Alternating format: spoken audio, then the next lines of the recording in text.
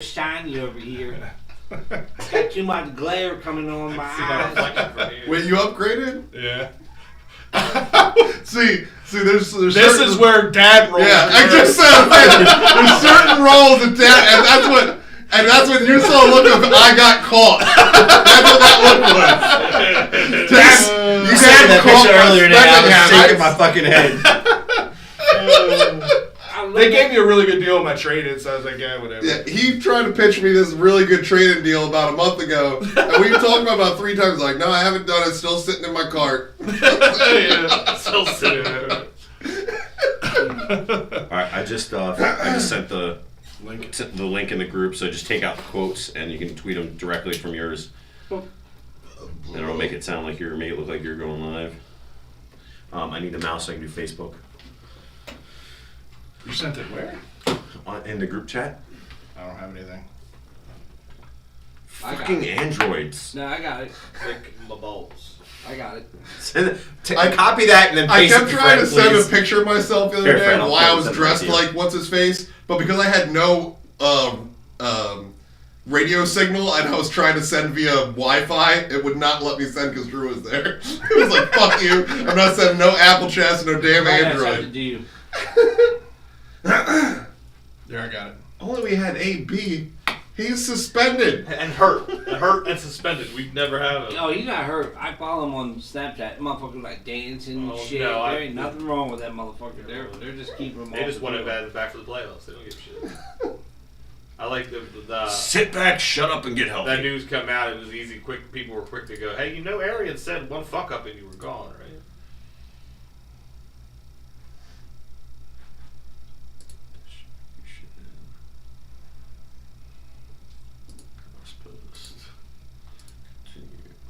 I think the mics are coming through is what they meant because he says you guys are live. Well, fuck that. Make sure it goes. I know what it is.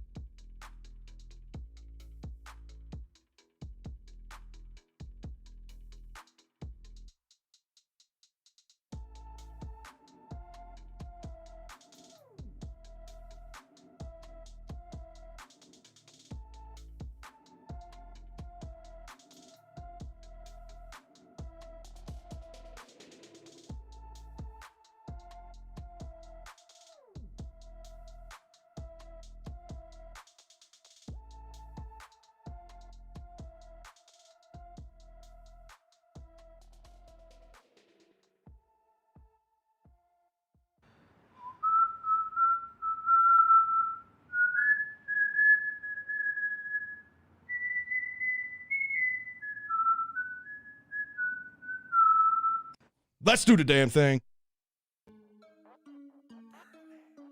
Oh, you know what time it is. It's time to take it to the Birdland. It's about to go down. Hope y'all ready. Yeah, let's go. Come and roll with me to the Birdland. Friends got to giving you the word, man. Any other BS is absurd, man. Sports talk and they give it to you firsthand. They can talk Terps, they can talk O's. Yeah, they both lit. That's how it goes. Baltimore squad, Ravens and Poe. Better tune in. Here gonna show. Birdland, Birdland, Birdland. BS. Birdland, Birdland, Birdland. BS.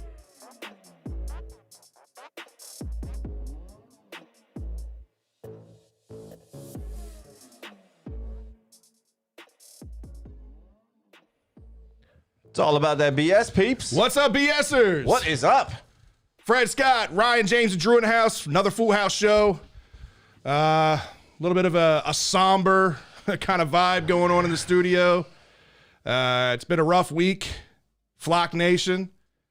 After the Ravens lose in Pittsburgh, coming up short in a very controversial 2-point conversion attempt that we're going to talk about later for sure.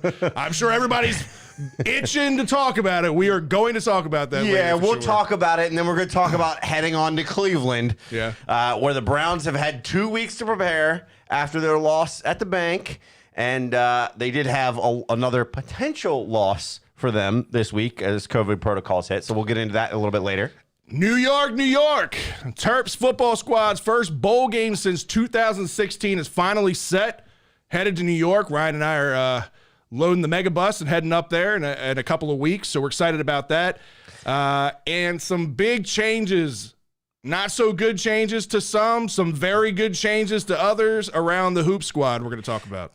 Scratching heads a little bit, for sure. And in this week's rundown, we're talking BCS playoffs, Mets manager rumors, Jake Paul's fighting again, and a Derby winner passes away under suspicious circumstances. Yeah. Stay tuned. Last couple of years, I've been telling you about the team over at MD Crash. Well, they've expanded. More lawyers handling a much broader spectrum of cases now, still handling all your auto, accidents, and injuries at work, of course. But now the team at Bowers, Hassan, and Herndon can help you with family law issues from divorce to custody, child support, etc., to even criminal cases from traffic tickets to homicide. You can call now or text this number, 667-220-6500, anytime for any of your needs. So save this number, update that MD Crash number in your phone. That number again, 667-220-6500. Call or text anytime to get the team at Bowers, Hassan, Herndon on the case for you. All right, guys. Ravens sit 8-4. Still on top of the AFC North, so the sky is not falling per se, or at least it might be a slow death. We'll talk about that as they come to a 20-19 loss to the Steelers. In a typical AFC North battle, we talked about it during our predictions. This is what happens with the Ravens and Steelers. No matter who it is, no matter who's on the field, it comes down to a final possession. It comes down to a one-score game, and it lived up to it. It lived up to the hype. You know, they talked about it pre-game. Is this matchup in the Harbaugh era has, on average, been decided by 1 point. And here, again, we have a game decided by 1 point. Yeah, if your expectations for this game to be any different, then I don't know what you've been watching for the last 20-something years of Ravens football, because this has just been I don't know what you've been watching this year either. Right. But before we get into the game and diagnosing everything that went wrong in that game, because I know that's what everybody wants to talk about, what went wrong, we had some injuries in this game, some very critical injuries in this game as they continue to pile up. Yeah. We'll start with 1A, 1B, right? Because both of these injuries are catastrophic, really, to this team. Another offensive lineman in Pat McCarry goes down with a hand injury. They're saying it could be a few weeks. Doesn't sound like it's going to be season-ending, but still another injury to the offensive line, which put, Tyree Phillips in at right tackle, and we all saw the kind of game that TJ Watt had out there with Phillips. This is a problem for this offense and Lamar Jackson. Yeah, I got a statement from Akari. Man, I love you. Cast that shit up and wrap it up real good and get back out there next week, please. I've seen some of these guys out there with those clubs on their hand. Jason Pierre-Paul. I don't know how they do it. I don't know how it's legal, but it legit looks like a club. Do you remember that when Jason Pierre-Paul, when he blew off his finger and it literally looked like a club? Yeah, the finger didn't grow back. It's still that way, Scott, just so you know. The other injury. He doesn't put a club on his hand now, all right? That's the difference. Not to cut you No, off. you're good. I wish I could remember the college game. There was a college game a few weeks ago I was watching, and I mean, it was a big game, but there was a DB, a corner or a safety. He had it. I'm like, okay, normally you see like those. I did the see that. linemen It or was a something, 'cause, college okay, game. you're rushing the whole time, whatever. And literally, like I'm just gonna throw my club at it. And like he did, he got a pass deflection. I threw this big ass club at it. Exactly. So hopefully Macari's not out too terribly long, but man, with the injuries and the losses that we've had on the offensive line and Lamar getting sacked 6 or 7 times a game, which not all of that is on the offensive line, which again, we're going to talk about here in a little bit. It does not help this offense moving forward. No, and you know, while the offense has had their struggles throughout the year, so has the defense, and the secondary has really gotten hurt. And in this game, we have what may be 1A, 1B of the first or second biggest blow of the year to the DBs. You know, some people may argue that the loss of Marcus Peters at the beginning of the year is just as big, and they wouldn't necessarily be wrong to some extent, but Marlon Humphrey goes down on the final defensive play. Actually, I think it was the second to last final defensive play. I think somebody else went out there on the last play itself. No, it was on the it was on the touchdown. Okay. Yeah, he was trying to punch it out, and I think he overextended and ripped it. Yeah, well, he tore the pec right off. Doing his old, fruit punch. Blow. Yeah. Came back to bite him in the ass on that one. It winds up hurting us big time because this DB line this DB group, as we said, it has been thinned out pretty well, and they talked about some of the adjustments this week. Expectations of definitely, high expectations of Chris Westry coming back and playing. Doesn't really set anybody at ease. And then Kenyon was the other guy that they were talking about being Kenyon Sanders, maybe somebody they just signed. Seymour. Yeah. Say it again. Kenny Seymour, right? Seymour. All right, there it is. Seymour. I knew it was something with an S. But yeah, basically another no name, right? That's back there. You hope that it's next man up, right? It's been next man up all year. Yeah. When does that end? I mean, it's next man, next man, next man. I mean, you're talking about a starting defensive back secondary that should have had Marlon Humphrey, Marcus Peters, Deshaun Elliott, and Chuck Clark back there. And Jimmy Smith. Right, and Jimmy Smith. Jimmy Smith has missed a good portion of the season with injuries. Obviously, Marcus Peters hadn't been out there all year. Now you lose Marlon Humphrey. Anthony Averett for CB1. Cornerback 1, Anthony Averett. Cornerback 2, Chris Westry. The last time we talked about Chris Westry on this show was the Chicago game. And he did not look very good at that Chicago game. The game before that, you were super hyped on him. He didn't look healthy in that game. No, I was hyped on Chris Westry in the preseason before he got hurt. Yeah. Let's make sure we get that correct. He did not look good in that Chicago game, but that's what the Ravens are faced with right now. And it's hard to just sign a free agent cornerback, 1, expecting them to come in and be impactful, 2, to expect them to come in and learn this playbook right away. But the Ravens are going to be, poking and prying at people's practice squads, trying to find some diamond in the rough to kind of help Band-Aid this wound. I mean, just think about this season, right? With the season, the quote season-ending injuries, right? Yeah. If you look at the list, if you told us at the beginning of the year that this would be the list and we wouldn't even be the rest of the way through the year, most of us would have sat here and said, "Nah, you're crazy, bro. Not happening."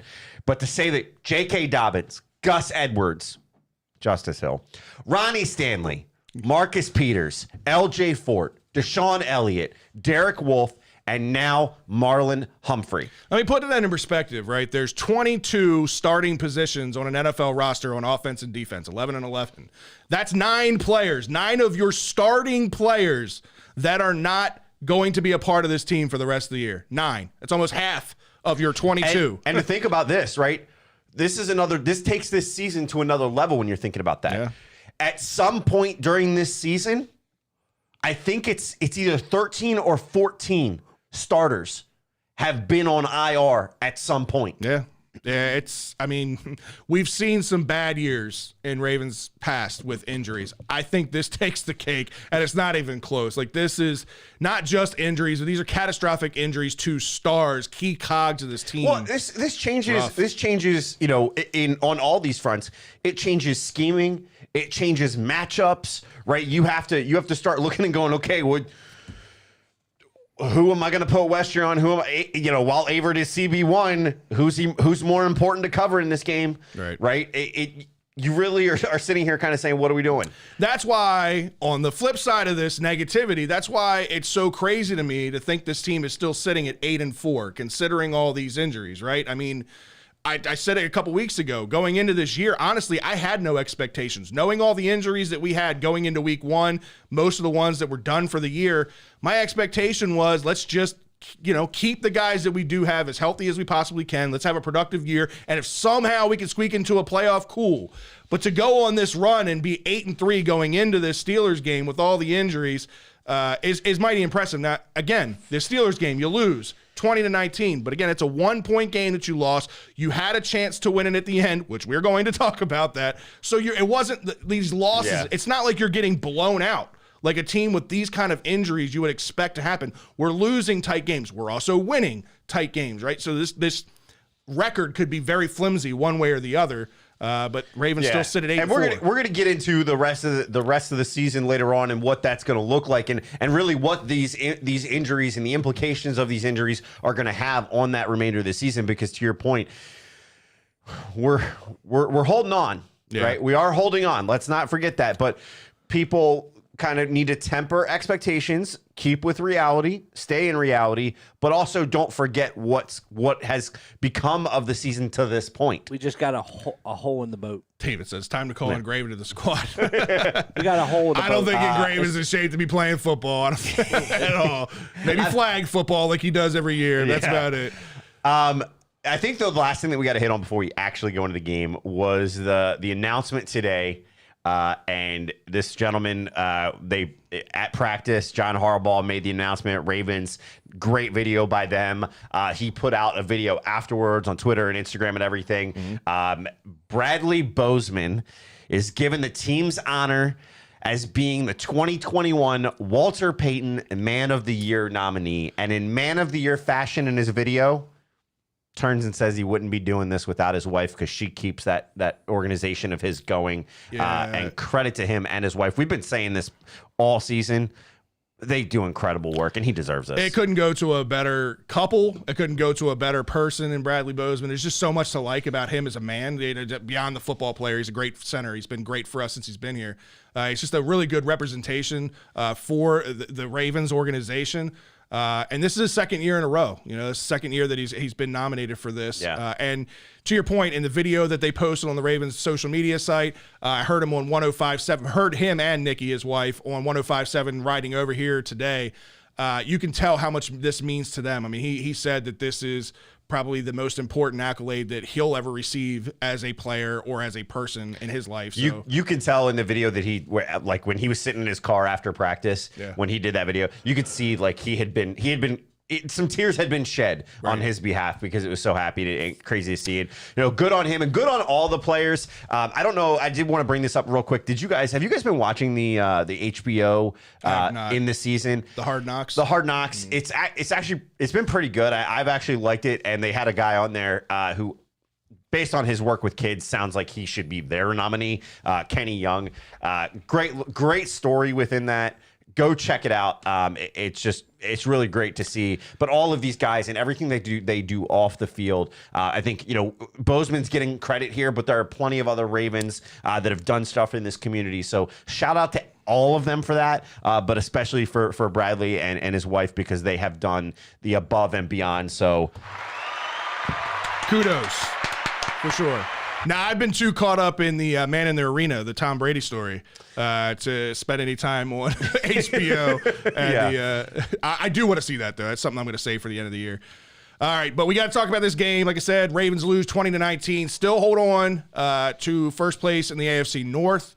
They did get some help as the Bengals lost this past week, so that would have changed things if the Bengals had won.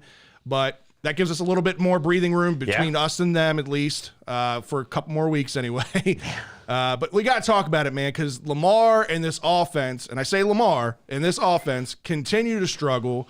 And this is now 3 games in a row where Lamar just hasn't looked himself. He hasn't looked what he's been in the past. This is his worst stretch of his career, really. I know, Drew, you threw around the word regression last week and everything. And, you know. So did Shannon Sharp this week. Yeah, right. You start to see things, and you start to see this become a pattern. Again, it's 3 weeks now. You know, started with the Dolphins game. You know, even in the Browns win, he didn't look great. And then, you know, this game, he's starting to really, really struggle and make rookie mistakes. There are mistakes, but I think it was, I want to say it was Dan Orlovsky, so it doesn't really, you know, put your weight into that as what you want. But he made Was he inbounds or out of bounds? I don't know. I'm not sure. I'm not sure. They put that graphic up when he was talking about it too. It was funny. But he brought up the fact that look, you're asking, or Lamar is asking himself. He feels almost, you know, he's forcing things. He's making the rookie mistakes. He's not, the vision almost seems to be lackluster. And it's almost like he's trying to play hero ball all the time now. And with that, you can't, starts to put a little bit on the coaching staff that you can't be, you got to help him not recognize he doesn't need to do that through coaching and through scheming to that matter, right? This is some of the sloppiest we've ever seen out of a Lamar-led offense. Yes, I agree with that. And I do believe Lamar is shouldering a lot of the responsibility. And this is why we talked about it early in the year, like when we were talking about could this team potentially make a playoff run even with all the injuries. We said the X factor was Lamar, right? Lamar was the reason that we potentially could. And he was the only reason that we potentially could. And he carried us for a while there for those first 8 or 9 games of the year. But now we've reached a point where I don't know if he can shoulder it anymore. You know, he is literally, I think, wearing down as the season goes on, both mentally and physically, because he's making mistakes uncharacteristic to Lamar. He's refusing to take his checkdowns when they're there, when he's getting pressure, not seeing the field like he has in the past, holding the ball way too long and not getting rid of it. Or not taking the hole when it's in front of him. Right. Taking unnecessary sacks. Listen, the offensive line, we all know the injuries that they've had and the struggles that they've had as a unit when they are out there. But there are times, and it's been multiple times in these games, where Lamar has just held on to the football way too long instead of just living to fight another day. Throw the ball out of bounds. Don't take that 10-yard loss. Don't take that extra hit unnecessarily that you don't need to take. These were mistakes that separated Lamar from the running quarterback and taking all these hits because he would get rid of the ball. He would go down when he didn't need to take the unnecessary hit. And to Drew's point, maybe we're seeing some regression in that sense. So let me ask you this. Is it, and this is just a thought-provoking question, right? Mm-hmm.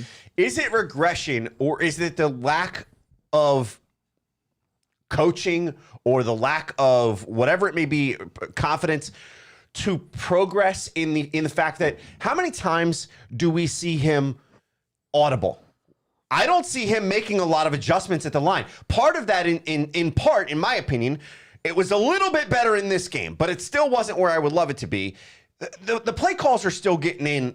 You know, they're getting in, and he's in the huddle at 15. Game, yeah. But he's making them at 15 seconds instead of 10 seconds, right? Right. You know, it's a progression better on the coaching staff part. But how much of it is him? Is he being told, hey, if you see this, you know, this package, you need to adjust. You need to call the audible. You need to look at the line. You have to do those things. In order to progress as a quarterback, you have to actually look at those things. Mm-hmm. So while a lot of the media is sitting here throwing out this stuff of the passer, he's got to progress. I think he needs to progress as a reader of defenses. Right. Read the defense. If they're doing cover zero, audible to something that's a quick out to Mark Andrews, or a quick out to Rashad Bateman, or a quick out to Watkins at times has been okay on the quick outs. Yeah. Right? The Duvernay end arounds. That's where some of it is play calling, in my opinion, and some of it is them not giving him the pressure. But is it because he's not ready for it, or is it because he's not able to handle it? That's the dilemma, is that it's not a singular problem. There's multiple problems. We can't put our finger on it. It's scheming, it's coaching, and it's Lamar and execution. It's Lamar seeing the field better. It's again Lamar making poor decisions that we haven't seen in the past. Unless I'm seeing something wrong. Drew, what's your take on Lamar and what's going on with him? I mean, it doesn't help that the O-line gives you no time whatsoever. You know I agree with that. Like, right. Again, it's not a singular problem. There's a lot. It's not a singular problem, and like you said, my regression part became it isn't the ability. We got to be past that. I mean, I know was the majority of Ravens fans. We're past that whole does he have that crap. If anyone out there in the universe, they're going to keep doing it one way or the other. So I'm not worried about a skill. None of that's going away. I'm not worried about that. But it's just like it's just such a collection of shit. Yeah. Where it's just like, you know what I mean? Like I can understand how it takes a toll on you mentally, but it's like at some point you like you got to come out of it. Yeah. Like that's what MVPs do. Yeah, I 100% agree. James, what's your take on Lamar and what he's been doing these last couple of weeks? I don't know what's going on. Like he looks like a rookie quarterback out there. Yeah. Now the line plays a factor, but we're not the only team that has line problems. There's other teams, and the team that we just played has one of the worst lines, I think, as well. And they made Big Ben have all the time in the world to throw ridiculous 5-yard passes. Yeah. And for him to see these blitzes every week, you don't know to like do a 5-yard pass. He's looking for that deep ball every time. He's looking for Hollywood, or he's looking for Watkins, or he's looking for Andrew for a deep ball, and not just hit that 3-5 yards. That's what the Steelers were good for the last 20-some years. Is we get 3. There's a first down after that, and Lamar's not seeing that. And like you said, he's holding the ball where he has lanes to go and get first downs, and he's just sitting there like he's a pocket quarterback. So right. I don't believe it's just the offensive line. Right. I think it's the man upstairs, and I'm not talking about baby Jesus up there. I'm talking about Greg Romans. Right. Something's got to go. Ryan, I know we talked a little bit about it when we watched the game. Some of these throws that we're seeing from Lamar, again, the rookie throws, the rookie-type mistakes, going back and just kind of heaving the ball up, like that wasn't something that we'd seen him do since his MVP year. He hadn't done it since his rookie year. What's going on? I don't know, man. Like I said, he to you before, he reminds me of Talia sometimes, where he just thinks that his physical ability is going to outplay the mistakes, and it has. He's been getting away with it for a while. Pat Mahomes was getting away with stuff for a while, and all of a sudden it seems to be catching up with him. Right. And so these things in the over, like, you want the trick shots when you need them. Right. And he's taking trick shots all the time.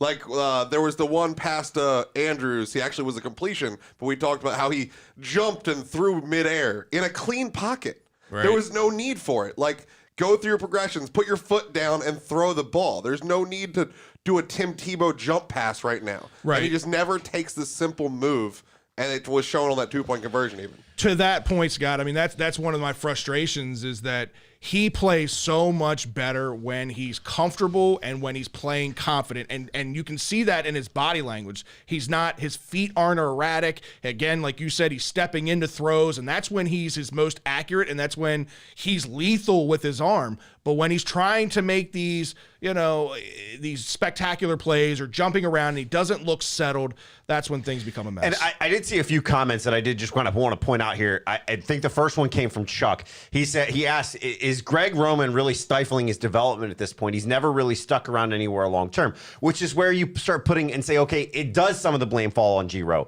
right? And you look at the comment that I believe it was David Missler say. Here it is. So he says, Lamar still makes mistakes, but less when Lamar is at the helm. Meaning when he has that 2-minute warning offense, and here it is, at the offense in the 2-minute drill where he's fully taking control compared to when Roman's in charge, there's a difference. And so that's where I say there's all these different things, and I get it. Yes, are there some mental mistakes? 100% there is. Yeah. But some of it is, I got to make something happen because I'm not getting last second. I'm not giving the chance to audible, right? Maybe it's. But think about that from Lamar's perspective. And I think you're absolutely right, David. And I think you've hit the nail on the head with this, is that in those 2-minute drills, in that hurry up offense, there's not a whole lot of time to be panicky or to overthink. You just kind of get out there and you're a football player at that point. You're reactionary. You're seeing the field. Whereas if you're going into the huddle and you're thinking about things and you've got too much time and you're watching the clock count down, there's too much going on. And I think that's kind of gotten a little bit in Lamar's head, especially with his offensive line having the holes that it's had and fearing the pressure and which way is it coming from? Is it coming from my right? Is it coming from my left? Am I going to be able to see it? He's got all this stuff going on in his head that his throws just become erratic, and it's a vast difference from where he was in his MVP year when he had Ronnie Stanley and Marshall Yonda and those guys out there, where he had time, he was relaxed, and all his throws were accurate. Yeah, I think there's definitely something to say with the offensive line. Again, I think the big thing that we're all hinting at here is that the fact that none of us can put our finger on it, and none of us can even narrow down to like it's mainly this. We have no clue what the fuck is going on right now. Well, the thing is, that's the big problem. The thing that pissed me off is Greg Roman puts this whole thing out there. Well, I got this vault that we'd like to pull plays from here and there and use them here. You know what's in that fucking vault? Rashad Bateman. Papers. Fucking Just Rashad blank Bateman's papers in that that you don't goddamn suck vault. about. So unleash the fury. Where is Rashad Bateman? What happened? I'm glad you brought this up because I don't. Do you want to talk about the news first, or do you want me to get into the game analysis first? Because one we can leads into tackle the it other all. one. We'll tackle it all with Rashad, because this is a problem in this game. I had as many catches as Rashad Bateman. Fred Donahue had as many catches. And zero. And you had one less target. Had one less target. And that's and a that bullshit really, stat. Yeah, absolutely. That ball was not going to Rashad Bateman. It wasn't intended for him. He laid out and put 2 hands on it, and that's why they had to mark it to him. But that ball was not thrown to him. That's 2 weeks in a row now where he's misread the route behind him and tried to pick off a ball that was not intended for him. So put him at defensive back if we're not going to use him. Hey, not a bad idea. So here's the deal, right? Kidding. For all those who are going to laugh. Hey, we were always wondering if we could find a position for Miles Boykin. Is he healthy yet? Oh, Jesus There's an Christ. opening. Never know. Oh, man. Well, wide receiver to tight end to cornerback. So news coming out, was it yesterday or today? It's not really news. Well, news-ish from Ian Rappaport. As he reported that wide receiver Rashad Bateman has new representation, signing with Andre Odom and A1 Murph of Athletes First to be his new agents. And people kind of on social media took and started reading into this big time. But before we read into the tweet itself, I want us to kind of take a second and look at Rashad Bateman and what's been happening on the field. Yeah. Before we look at the off the field, because the on the field may start to give some indication. So obviously he didn't come back for a while. He's been back in week 12. He saw 36 snaps, 44%. That was his lowest of the season. Yep. His previous low was 55, his high is 70. So about half the snaps, right? Okay. Well, week 13, it was 33 of 74. Again, 44%. Yeah. The targets have been dropping. Mm-hmm. The Ravens are trying things that's not working. What the Ravens are doing is they're going with more jumbo formations, more bigger formations. That's why you're seeing Ricard on the field a lot more to try to get extra help for Lamar. That's not helping. Lamar was still sacked in this game 7 times, I think it was in this game, something like that. Sammy doesn't need to be there. We've had this discussion too. Sammy Watkins, it does not need to be there at this point. It does not need to be an option over Rashad Bateman. Rashad Bateman should be number 2. He proved that. He was a chain mover when he first came in.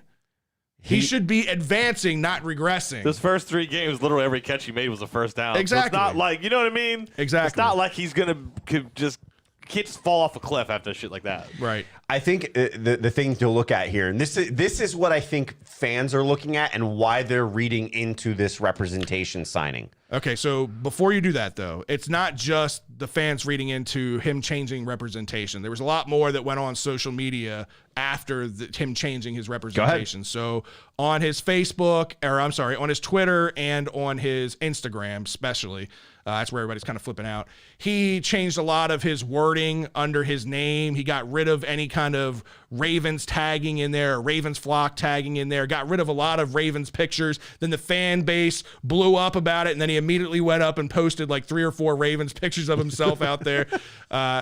Here's the thing. I know people, Ravens flock, we're an emotional group, right? That's just what this fan base is. And they panic the minute something crazy like this happens, right? This is what happens when somebody changes agencies, right? An agency will then take over their social media account. Here's what we recommend you do. And start rebranding them. Like, this happens. Go look at Lamar Jackson's page. He doesn't have anything in his bio about the Ravens. It's all about his business. It's all about LJ8 era or whatever it is, era 8, whatever. 8. Nothing Era in there 8 says apparel. Ravens, Ravens Some flock. wolf-looking thing. I don't know. Anything. Like, Wild dog. This is all part of it. Rashad Bateman's in his first year of a rookie deal. Even if he wanted out, he's not fucking going anywhere. Yeah. We've got him under contract. I think the thing that maybe fans are looking at, right, and not that I fault them for looking at it, I don't agree with them, but I'm trying to put myself in their view and say, okay, why would you have this view? And the question is, why would you feel the need, right? You got drafted in the first round because of your skill, because maybe in part because of your representation, how your agent was putting you out there to teams and things like that. You got in there. So why, after the injuries, after coming back, starting to look good, maybe a slight fall off, you see lower snaps, you see all these things, there's questions of fans thinking that he is unhappy with the way that he's being represented to the Ravens. Like I said, I don't know about his representation. Why would you change your representation? The representation has to do with a lot of things. Yeah, Like he it's just not said, he's just- trying to grow his business. It isn't necessarily just, well, I'm trying to see if I can get out of my contract with the Ravens. Guess what? You're a rookie deal. We've already Commercials, said it. everything else. You're Yeah. not getting out of it. This isn't some transfer portal like fucking college. It's just not. Right. So No, I agree. when you're looking at an agency, your representation does everything from your contract to all your endorsement deals and all that stuff. And if he feels like there's a market for him, especially in Baltimore, now this whole Batman thing that he's been tagged with, right? Yeah. And maybe his current agency isn't getting him endorsement deals that some, in his eyes, some lesser players are getting, then he should change it. And I guess my point is that I don't agree with fans that think this way. I got you. But I think for a lot of fans, it's, well, wait a second. A plus B usually equals C. Well, he very well may be upset. Right. His but I don't think that has go anything down, to do his with this. targets go down, he gets new representation. So that's where fans are coming from. I'm not saying I agree. He didn't make a soldier comment. Yeah, Somebody else made that last year. Right? Oh yeah, I was gonna say, and then he didn't get out of his contract. Right. That was a clear shot at the Ravens. Getting a the clear ball more, shot. though, isn't he?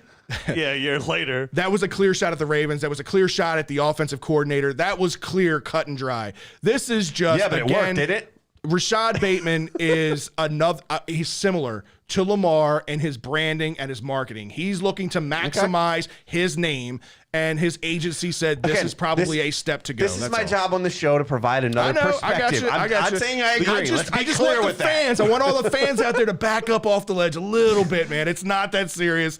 Don't take it that way. The only thing the representation doesn't control is the number of snaps, the number of targets, the things in the huddle. That's the only thing they don't control.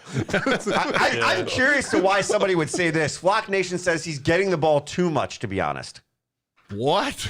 Yeah, What that's are somebody you looking for a smoking, comment. Flock Zero Nation? catches. Yeah, that's somebody just looking for a comment. Stay off the weed. Well done, Scott. Well done, Scott. All right, but getting back to this game, man, outside of Lamar, outside of the offensive line issues, it was a sloppy game from a discipline standpoint. We had 10 penalties for 55 yards in this game. That's not going to win you many football games in the NFL. Defensively, again, we lost 20-19. Understood, Flock. Flock's talking about Hollywood. All right. Understood. Okay. Still too high. Still So he's talking about Rashad. I I don't got think you. it's a great take, but it's not as bad as we thought it was. Yeah. So defensively in this game, again, you lose 20-19. You give up 20 points to the Steelers at home, right? It was a tale of two totally different halves, though, man. In the first half, we absolutely dominated time of possession. This is what I said won us the game against the Browns, was our ability to control time of possession, right? And we were on a great path with that in this game. They only had like 6 minutes. I think it was 6.5 minutes of total offense in the first half. Something like that. The Ravens dominated the first half. Even through the middle of the third quarter, they were still dominating pretty well. Quarter, it was the same. It was the same as it was literally like the third quarter into the fourth quarter. It was just exactly. And then the run, and we did a really good job defensively against the run game in the first 2.5 quarters as well. Then things started to open up a little bit for Najee Harris. Even Benny Snell got a couple of nice runs in there late. Defensively, it was the communication issues that we see popping up week after week. I sat there with Ryan and said, listen, it's going to happen. It's bound to happen. There's at least 1 or 2 plays that are going to hurt us in this game from a communication standpoint. What's crazy based off of our conversations previously about this guy, it was crazy to see him out of position so much in this game. And that was Chuck Clark. Yeah. The guy that is supposed to be leading this secondary, leading this defense, and this guy has a high football IQ. Up until this game, I don't know what the hell happened to that football IQ in this game because he was out of position like crazy. Yeah, and then there was a crossing route that the Steelers ran that Marlon was supposed to switch off his guy and cover the guy Anthony Averett was covering and vice versa, and they didn't, and it left it. I think that was Deontay Johnson's first touchdown, wide open. You mean the chunk plays that happened with him all game long? Yeah, it's a problem. Did he drop another INT too? Yeah, yep. Ryan with his first game ball. I didn't think we were going to do game balls today. Deontay Johnson for my fantasy team, because there ain't nobody on the Ravens worth a damn for a game ball. Oh, jeez. I've got one, and we're going to get there here in a couple minutes. But yeah, I mean, when you look at this game, like I said, for 2.5 quarters, they really held up well. But then on their final 3 possessions for the Steelers, final 3 drives. Touchdown, punt, touchdown. Yep. 4 plays, 78 yards. That was the touchdown to Johnson on the miscommunication. 10 plays, 50-yard field goal drive. 4 minutes and 33 minutes for time of possession. 11 plays, 59 yards. The final touchdown drive, another 4 minutes and 33 seconds in time of possession. So for that fourth quarter, they basically had the ball the entire fourth quarter there and were effective and scored points every drive there. Yeah, that's a problem. It looked good early, like you said, with getting Harris. I tell you, one of the things that I noticed, I haven't looked fully at the snap counts, and I did put them in here, so I'll pull them up as I'm actually talking, is the fact that Brandon Williams early in the game was doing a great job. You saw him getting to Harris early and often. He was getting him behind the line of scrimmage at times. He was stopping him, and it was working out. Later in the game, not so much. And I didn't look to see if Brandon Williams stepped out and Washington happened to be in a little bit more in this game. He didn't. Brandon Williams was in there for 49 snaps. Let's see who else was in there. Yeah, Brandon Williams, Calais Campbell. Oh, sorry. Brandon Williams was only in for 36 snaps. So he was only in for 60% of them. That's because they got Calais Campbell back in this game. Last week against the Browns, Brandon Williams had to step up and play big, and he did, fortunately enough, because they stopped Nick Chubb and that offensive juggernaut that they have in a run game. But yeah, Calais Campbell came back and was playing limited this week. Matt Beast, only 26 snaps in this game. Yeah. But that's what I think the fact that you didn't see Broderick Washington come into this game at all, who the past few games has filled in for Brandon, done a decent job, right? We didn't see him come in this game at all. So was Brandon Williams and Calais Campbell, were they starting to get gassed? And that's why you're having to rely on the Houstons, the Matabuikes more so in the second half, and they just weren't able to get home or really able to stop that run. Yeah, like you said, they broke down. And listen, I'm not trying to harp too much on the defense. I get it, Garnetti, saying you can't harp on the defense too much when the offense didn't do shit. I get you. But on the last 3 drives, for them to score 2 touchdowns and a field goal, ultimately that's what determined the game, right? No. Well, that was part of what determined the game. But we got to talk about it, right? I'm sure they've been talking about it in the chat room. I haven't been paying attention to it, but the 2-point conversion attempt, the controversial 2-point conversion attempt, I want to get everybody's take. I want to get everybody's opinion. Walk me through what your thought process is, because I'll start this by saying, and I'll let James go here in a second. I know he's got an egg. My game ball goes to Justin Tucker. Get the fuck out of here. Warming up on the side and not being used. That's where my game ball goes to. All right, go ahead, man. Go off on this. 2, you got a chance there at the end of the game. Dumbest play.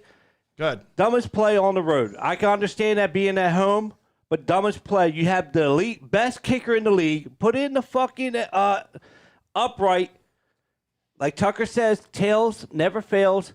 Let's do something. Go down the field, score, and then go home because you can like stop them by kicking a field goal. It's mind-boggling.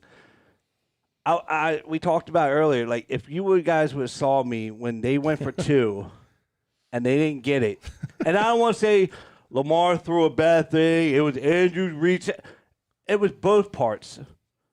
If you look, Andrew stopped a little bit, and Lamar had to like do his little pump fake and throw angle to get around T.J. Watt. T.J. Watt, because Who's twice if you his look size. at the picture when they froze it, our whole linemen are on the fucking ground, and you got all these black jerseys coming. There wasn't a single offensive lineman on assignment for T.J. Watt. T.J. Watt came in untouched. And And the ones that were on assignment were all laying down and face all first day, anyway. all day, Lamar didn't have time to do anything with the ball. We think you're going to get a 2-point conversion? Let the greatest kicker in the league go out there, kick the goddamn ball, and live another down. That's how I feel. At home, I'm all for it. You can control the crowd. You can get it quiet in there and do your thing. But Drew, Greg Roman, do you want the floor? I'm fucking done. So even before they trotted out there, I said I would go for 2. Yep. Because I 3 straight drives, like you just said, 3 straight drives they scored. Yep. You were running out of gas, and that's even not even knowing Marlon. Now we got the hindsight. Now we know what's Marlon. So we'll go to the argument that was going on in the thing. I'm not. Yeah, okay. Tucker's the best. I get that. But the throw wasn't the best throw of all time. No. But the fact that he got the throw off with 2 guys coming in his face to a guy that he should be relied on, to a guy that could be running full bore down the field 30 yards and put his hand out like that and tip it in and catch passes. Which he's done multiple times. And can't catch that one that's much softer. But I don't know what game you're watching. Lamar was throwing awful balls all game. So what makes you think he's going to throw? I'm just saying, what makes you think he's going to throw a But great there's so many times the that whole Mark game Andrews he was has been throwing 30 all. yards down the field and called a ball the same way. To all of those points, right, James? If you kick an extra point there, and listen, I was okay whether they went for 2 or they go for 1, I would have been fine. I did jump up and say, oh, they're going to go for 2 here, knowing Harbaugh and the way he was, he's going to try to win the game before Harbaugh made the sign to go for 2. Then he did. And then Tony was like, you can't go for 2 here. Oh, Tony They're not going to go for 2 here after he had already signaled it. That was the so worst. confused. That's a whole other topic. That was the worst game I've ever heard Tony Romo broadcast in my life. downhill. It He was really high. bad. I used to really like him. But here's the thing. Let me put this in perspective, right? So, to your point, Andrews cannot catch that. if you kick the extra point, right? Yeah, I wouldn't say that. Hold on. If you kick the extra point, you're going for 1. You're putting multiple layers of chance behind you, right? Because then you got to go to a coin toss, which is a 50-50 coin toss. That's Tails chance. never fails. That's chance. That's That's chance. how It's a 50-50 chance, right? There's no guarantee you're going to get the ball back to even get a chance to win, right? Steelers get the ball, they drive down the field, which they've done now on the last 3 possessions that they've had, and get a touchdown, game is over. If they get a field goal, now that puts the onus on your offense, which what did you just say about Lamar? What makes you think he can throw a 2-point conversion pass? How do you trust him to be able to drive down in field to get in a Maybe he field can goal? run. How Maybe do he you can trust them run. to? Okay, well, he could have ran from the 2-yard line, right? There's a lot of different things that could have happened. They had a legit shot to win the game there. There wasn't a chance that they couldn't win. There's 10 seconds left in the game. If they convert there is a guaranteed chance to win the game there. It was a good play call. It was a little bad pass, and it was a little bad effort on Mark Andrews. You're going to win some of those. You're going to lose some of them. But I have absolutely no problem with Harbaugh going for the shot to win the game there when you have the opportunity from 2 yards out. There's no guarantees going to a coin toss and going to an overtime. Guaranteed. There's never a guarantee. But what was guaranteed was a chance from the 2-yard line. That was a guarantee. There was no guarantee that Big Ben should have had at least a couple sacks in this game, but we didn't get one goddamn sack on him. I know, but that's a totally different topic. You can't leave it up to a coin toss either then. That's Right. no guarantee in a coin toss. There was a guaranteed Just 'cause of a shot little to win gimmick the game there tails from call. 2 There yards wasn't away. no guarantee. There's no guarantee. It was a guaranteed If shot. it's That's what a guaranteed, 2-point. It would be 100%. No, that's a guaranteed win. I said there's a guaranteed opportunity. There's a guaranteed opportunity to get the win. Not on the there. road. Not on the road. At home, yes. All right, we'll have to agree to disagree. Here's what I'm gonna tell And you. that's the beauty of it. Either way, if he would have caught the ball and won, everybody would be like, "Oh, that was the greatest play ever." I get it. I see it both ways. Right. That's why I'm saying I'm not hating No on your one's decision. wrong. No one's wrong on any of this. But Okay, then that's good. Then you and I are on the same page. Yeah. You're just arguing the other it's side. just That's like all. the play call I didn't care for because you couldn't stop Pittsburgh from getting to Lamar anyways, and you're just rushing another ball. Like I'd rather just kick it and try to do something. In with hindsight, yes, I get that. All right. So in my thoughts, in the moment, the way that I looked at it, same as you. I kind of said before Harbaugh said 2, I'm going, go for it. Yeah. You're on the road, and this is where I do disagree with you, James, big time. You're on the road. You can't control the fans and the crowd noise, especially if it's going into overtime. An overtime game of Pittsburgh versus the Ravens, that place is going to get fucking rocking because they want to mess with Lamar. They want to mess with that offense. They had been doing it half the game, right? They were in it, and they were motivated. Momentum was on the Steelers' side. 3 straight drives of being able to go down and score. The Ravens struggled multiple times, couldn't keep the ball. The touchdown they got was a good touchdown. The play call of going for 2 was the right call. The bad call was nobody covering TJ Watt. If somebody's covering TJ, if a block, some type of block happens on TJ Watt, we're not having this conversation. Hang on a second. I think Andrews mixed the block. No, well, I think Andrews was the assignment to block TJ Watt if it wasn't chip and go, right. But he ended up missing that and taking the opportunity to get the actual touchdown and couldn't catch the ball. But that's I like the play call. I like the play call, even with TJ Watt right there in your face. Look, I like it. He got it over him. People, I think seen him make that throw. There's arguments to both sides when it comes to the play itself. The fact that Lamar even got that through and around TJ Watt when TJ Watt originally almost had him. Lamar made a shimmy move. TJ jumps and he throws it through his hands by some miracle, and it gets out there to an outstretched Andrews. And I know that people are sitting here saying, "Oh, Andrews should have had it hit him in his fingertips." Where's that football? Toss me that football for a second. Careful. Oh, be careful. There's a lot of money sitting here. Okay. I like how Brian, his instinct was dad. If you would like, there's so much money up here right now. If you would like to donate to Birdland BS so that we can throw more footballs, please see the link below. How many people in this room have successfully caught a football? You just did. You're great. He's a catcher. Successfully caught a football with one hand outstretched and the ball's hitting you in your fingertips. Now without those gloves they got. Yeah. And even with gloves, I guarantee you the best that any of us in this room could do would probably be 3 out of 10.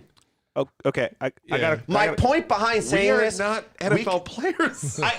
But my point behind saying this is close. Everybody we weigh the same. Everybody that's saying this, it was circumstances that piled together I get it. that were just the wrong thing. And I think somebody, I don't know who said it, but somebody said it, and I 100% agree with them. The white-on-white jerseys need to go away because every time they wear them, it's a loss. Wait. So because there wasn't any player that was worth a shit in this game to give a game ball to, my Bell game ball goes to John Harbaugh for having the balls on the road to go for it in this game. Because honestly, like I said, I would have been fine either way, but I like the aggressiveness. You take the win when you get it, and you take the loss when you don't get it. It is what it is. I like the call. Go ahead, Drew. So I'm posing a question, and obviously this is extreme hindsight on this one because I'm thinking of it on Tuesday, not even Sunday. Okay, they kick an extra point. Let's be calm. Don't get upset. You kick the extra point. You lose the coin toss, and they run it down your throat down the field anyway and score. Yeah.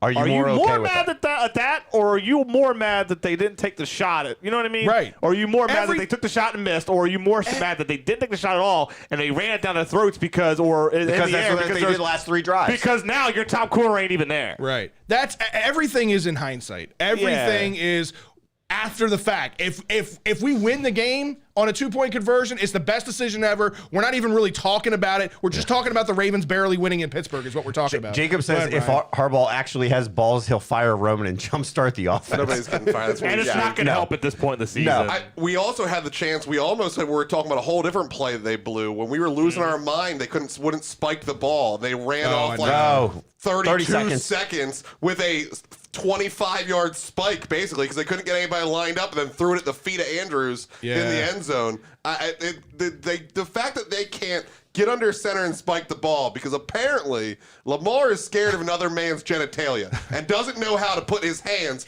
under another man's ass. Ryan, he's social distancing from the center. Got to keep 6 feet at all times. Sad enough illness is going on. He doesn't need more.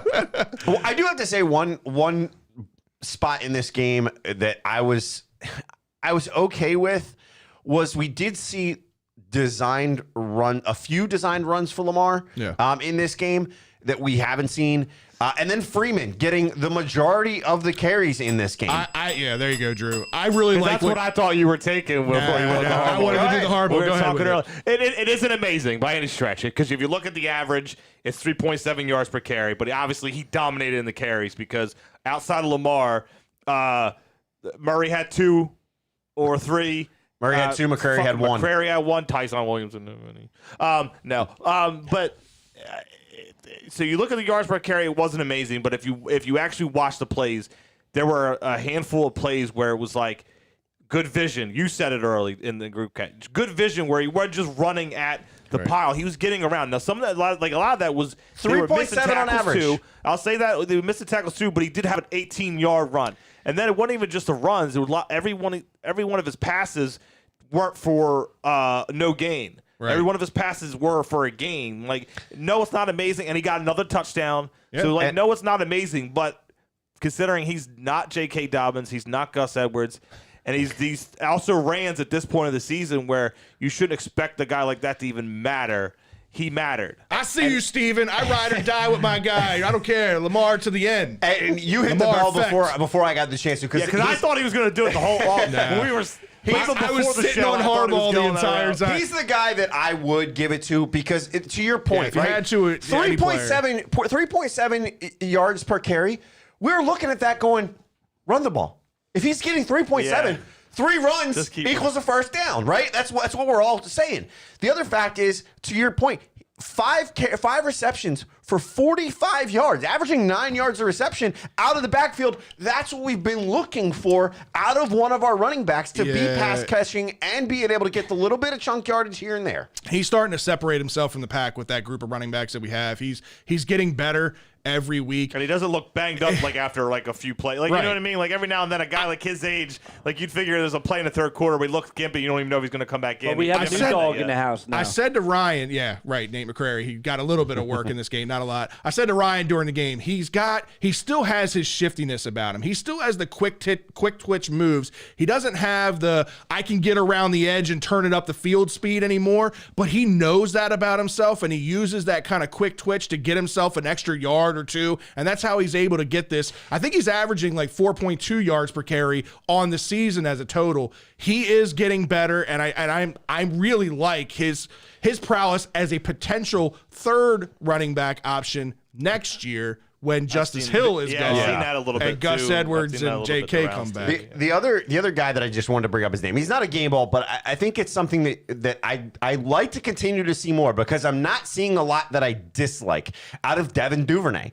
Now, he only had 2 receptions in this game on 3 targets, but those 2 receptions, it was a total of 21 yards, one of them being 18, right? He's able to get some good receptions, find some holes at times. The problem in this game was there were times where he was open and Lamar, again, the vision of Lamar, not seeing him open. He could have gotten 4, 5, 6 yards. So I think I like that I'm seeing Duvernay being involved a little bit more in the offense as the season goes on. But Can't wait for them to open that vault. On the counter side of that, that's where I would like to see a little bit more of him and Bateman, and the whole vault thing even got brought up about, Devin Duvernay has been doing well, and he mentioned, we have some design stuff for him in the vault. You ever see Open the fucking vault. You ever see those bank heist movies where like they're building up the scene to open this bank vault, and they get in and they're welding and they're cutting into this thing and they get in. Oh, and you mean like Dark Knight? And there's nothing in there. There's a penny sitting on a fucking table in there. That's what I feel like Greg Roman's vault would look like. Greg Roman's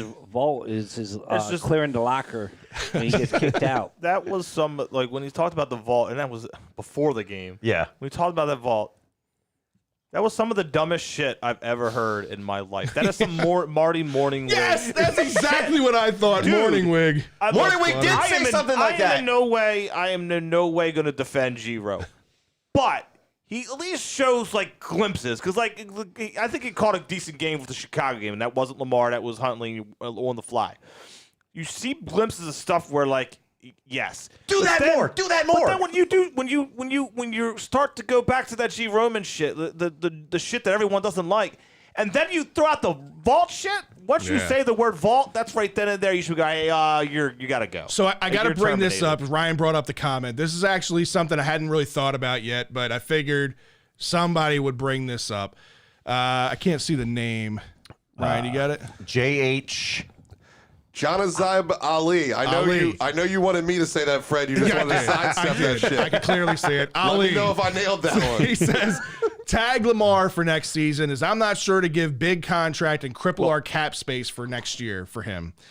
So it's an interesting topic because obviously, you know, when you when you tag somebody, it pays them the average of the top 5 salary, which is what he's going to get anyway. Right. But you run the risk of really pissing Lamar off, and if he does come back and have a great year, bye.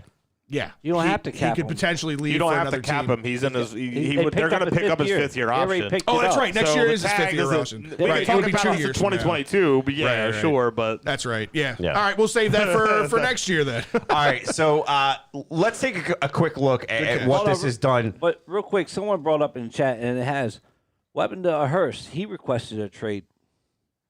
Yeah, Who? Hayden Hurst. They were talking about like all these rookies I personally requesting trades. think that Bateman's going to But ask nothing for has hold come on. out that he's asked Hold on. for anything or that he's even that unhappy. Exactly, He because changed agencies. No, but he's a rookie. I think at the end of the year, they're going to have a private talk, agent to ownership, say, hey, what's going on? Is Greg going to be here? Or what do you have planned? Because with your scheme, it's not fit for my guy. I believe that conversation is going to happen, and I said this before, with even Lamar, because I think Lamar's contract negotiations are going to kind of come around. It's going to revolve around the offensive line and protection for him. It's going to revolve around what Lamar wants to see happen. If Lamar believes, we don't know, but if Lamar believes in Greg Roman and the scheme that they're running right now, then Greg Roman's going to be around here for a long time. But if Lamar wants a change, there will be a change. Don't get it twisted. The Ravens, because of this 3-game stretch or whatever happens for the rest of the year, are not going to shy away from paying this guy the contract that he deserves. They are going to sign him. He is going to play as a Raven for a long time. And it's going to be Lamar that is going to dictate what happens with this offense moving forward. I really believe that. I think that's a conversation. And Rashad could very well be a part of that conversation with his agent, deciding on what he wants to do. And maybe he does. Maybe if he's that unhappy, maybe he does start barking that he wants to trade and whatnot. But listen, the Ravens didn't have to do that with Hayden Hurst. They did that because they had riches at a tight end position. They were in a better place with Mark Andrews, and they weren't going to pay both of them. So why not trade him now where we can get at least something back? How's Hayden Hurst done? Yeah, I mean, he hasn't done anything out there. Exactly. I understand that, but you have one of the greatest route runners on the team, and you do not use them. I know. I get that. And I'm just as frustrated with it, too, because he should be out there getting used. And they show footage of him being wide open like you talked about, and he's not throwing the ball. 100%. 100%. Part of that is scheming. Part of that is Lamar seeing the field and not being so zoned in on one or two guys. All right, so let's look at the rest of the season. Right, we started this look when we started week 12. Right, that we have this run of the division games that we talked about. Well, obviously we beat the Browns at home, got the W. Mm-hmm. We go to the Steelers. We said L. Now, we said the realistic goal for this on this run was 4-3. It's where we needed to be to get to 11-6. You're 1-1 now. Yep. Looking at the rest of this, we thought the Steelers game, we knew it was going to be tight, but we all thought that was going to be a situation where we'd be in the dub column, right? Yeah.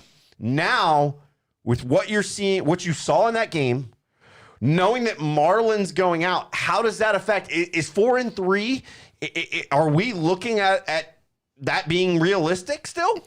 All of these games are still going to end up coming down to one possession. That's just the way our entire year has been. Like, I understand, like, yes, we lost to the Steelers, but we lost to the Steelers by 1 point, even given all the circumstances and how bad Lamar has played. I can't expect I hope I can't expect Lamar to play much worse than what he's played, but yet we still only lost by 1 point on the road against an AFC North rival. We just beat the Browns, right? So potentially we could win this game again. Now, granted, they've had a lot of time to prepare. They've had an extra week of rest with the bye.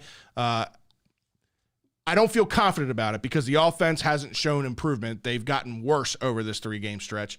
I don't feel confident, but I still believe that 4-3 is realistic, and an 11-6 wild card type team is a reality. Even with your top cornerback going down. Yep. Even with our top cornerback and your going right down. tackle. Yeah, that's like the biggest. That's a bigger knife in the heart to me than the cornerback thing. I understand Marlon Humphrey and everything that he brings to this team defensively, but so here's the reason I asked that, right? Because the losing your right tackle may start to affect your ability to score on offense, right? So maybe there's one less score type situation, but your inability to cover some of these guys, as Marlon has, it's gonna be tough. It's going to be tough, which then opens up more possibility for some of these teams to put up another score against us. So I agree it'll be a 1-score game. I just don't know, like, are we talking a 1 or a 3-pointer, or are we talking like a 6-7-pointer What's here? got to happen is the pressure has to get better. The quarterback pressure defensively has to get better to make up for the lack of coverage in the secondary. It's the only thing. Those two counteract each other. Like, if there's good pressure, then your corners don't have to cover as long. If there's bad pressure, that's because you have to have good corners, right? Right now we don't have good corners, so the pressure has got to increase. It's got to get better, especially against the likes of Joe Burrow, Aaron Rodgers, Matt Stafford. This quarterback list is pretty epic that's coming in. Let's go over to the couch. Go ahead. Either one. I just want to say, in the beginning of the year when we predicted all this, I said an 8-8 record, and this is where you're going to see it. We got 5 tough games. We got no 8-9, 9-8. Can't go 8-8 anymore. I think I said 8-9 or something. It was going to be like a 500 record. This is where it's going to come into play. Where do you get our win? The Packers are Aaron Rodgers licking his lips. I'm going to say now, Randall Cobb is going to have 2 touchdowns on us. Randall Cobb, and don't forget Adams. He's going to have a field day. But Aaron Rodgers is at home, just sitting on his couch, talking to Pat. Now I'm going to light these Ravens up. Maybe. The only thing in our favor is that's a home game at the bank. You get some pressure on him with Justin Houston, Matabuike, away. What pressure? Yeah, we're not very good. That's what I'm saying. The pressure's got to increase. The pressure's got to get better, or it's going to be a disaster defensively for the team. So here's my. It's frustrating me because I want to be like, the straw that broke the camel's back is the Marlon injury, and all the injuries are trying to overcome in the rest of this way. Right. But okay, so you're facing the Packers. It's an NFC game, so losing that game, depending on how other things shake out, it's not relatively. If you're going to lose 2 games, let's put it this way: if you're going to lose 2 games the rest of the way, and they were to the 2 NFC teams, you're facing. You still got to face Cleveland again. You still got to face Cincinnati again. You still got to face Pittsburgh again. Yes, Cincinnati they pulled away and they kicked their ass, but Cincinnati has not looked great. No. The Chargers were kicking their ass until Eckler fumbled the ball 2 straight times, right, and gave them a chance, and they still couldn't come back and win. They find a way to lose, is what I'm saying. They still find ways to lose. They kicked the shit out of the Steelers. And they found a way to lose to the Chargers, is what I'm saying. They find ways to lose. Right. They found a way to lose the Green Bay Packers, too. So, you know what I mean? They still find a way to lose. I don't care that they beat us. Had bad games. They've won, but they find ways to lose. They're finding ways to lose. You mean so is Ben and his old ass that everyone keeps saying how old he is? Yes, they beat us by 1 point. Right. How old he is and how it's just not working. Are they going to win the division? And then you got the Browns, who's that would probably be like you would think they'd be the bigger competition, right? Well, you did beat them, and their quarterback has fucking half an arm. Right. Yes, it's his throwing arm. My point being is it comes down to winning the division, and it's not like the rest of the division is really that much scarier than you. You all have flaws. Well, let's talk about this Browns game because you've got Myles Garrett and Jadeveon Clowney who didn't do a whole lot. I was actually pretty impressed with how the offensive line and Lamar, because Lamar was able to avoid pressure on his own, right, to really make them not much of a factor at all. Did they create pressure? Did they put pressure on them? Yes, but they didn't have the kind of game that T.J. Watt had against us this past week, right? So you got that, again, going into Cleveland. They're playing at home. Nick Chubb, Kareem Hunt didn't do much against us in the first game. I got a feeling they've been going back to the lab on that, and they're going to come out with a strong run game. To your point, Baker Mayfield is still playing with a banged-up arm. I don't know. It depends on how serious the Browns are about their preparation. But if they come in here with, we're going to run the ball down their throat and take our shots when we need to against this secondary that's bleeding. Yeah. Well, I mean, what is the one thing that has hurt us and continues to hurt us is the tight ends. Well, the one big tight end that usually is the Baker's kind of go-to is David Njoku, and he's potentially out as he enters COVID protocols this week, and is now his Sunday is in question.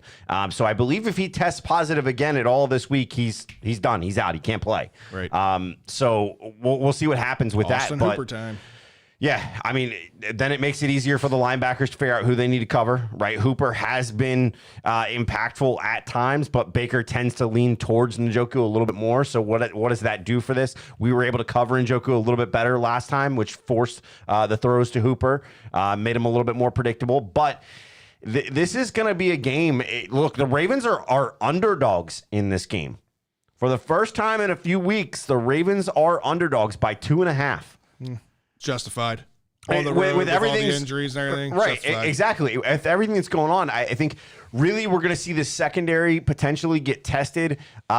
Maybe not with Baker on so many of like go routes or anything, but I think you're going to see some button hooks. You're going to see some jukes here and there. And can this young cornerback group handle some of these guys? And can Anthony Haverett handle top tier? It's asking a lot. We'll see what happens. Let's get into our predictions for this week. Before we get into the Ravens game, let's start with the Thursday night game, as you got those Steelers coming off the win against us, going on the road to Minnesota, who just lost to the Lions, for God's sakes. Oh, funny little story. For what doesn't matter shit. I just feel like bringing it up. So, way early in the afternoon, it was like 1:30ish. My nephew, my son, came downstairs, and I had Red Zone on, so it's all over the place. And that game was on. He goes, "Which do you think is going to win, Daddy?" I was like, "Buddy, this team in whatever colors the Lions were wearing that day, silver. This team in silver hasn't won a game all year, so the purple teams win it. I guarantee that the Lions win." Swear to God. Wow. So hey, they get that last drive. Like, buddy, you gotta come downstairs and just hang out. You gotta come back downstairs. Did you play the lottery that night? I should have probably. I was like, hey, buddy, Lions just won. You guaranteed it. What's the numbers, buddy? What's the numbers? Yeah, it would have worked out for me. I mean, it was a cool story. Obviously, they're coming on the heels of the tragedy that happened in Michigan, and winning that game the way that they did for their fans and for this, for the city of Detroit and all that. It was pretty touching. But again, so in this game, Steelers coming off the high of beating the Ravens 6-5-1. I fucking hate the ties. Going into Minnesota to take on the 5-7 Vikings. Scott, I'll start with you. How do you see this shaking out? This is going to be a close game. Mm-hmm. This is going to be a close game. There were some serious fuck ups on the Vikings' part. Fumbles they were getting to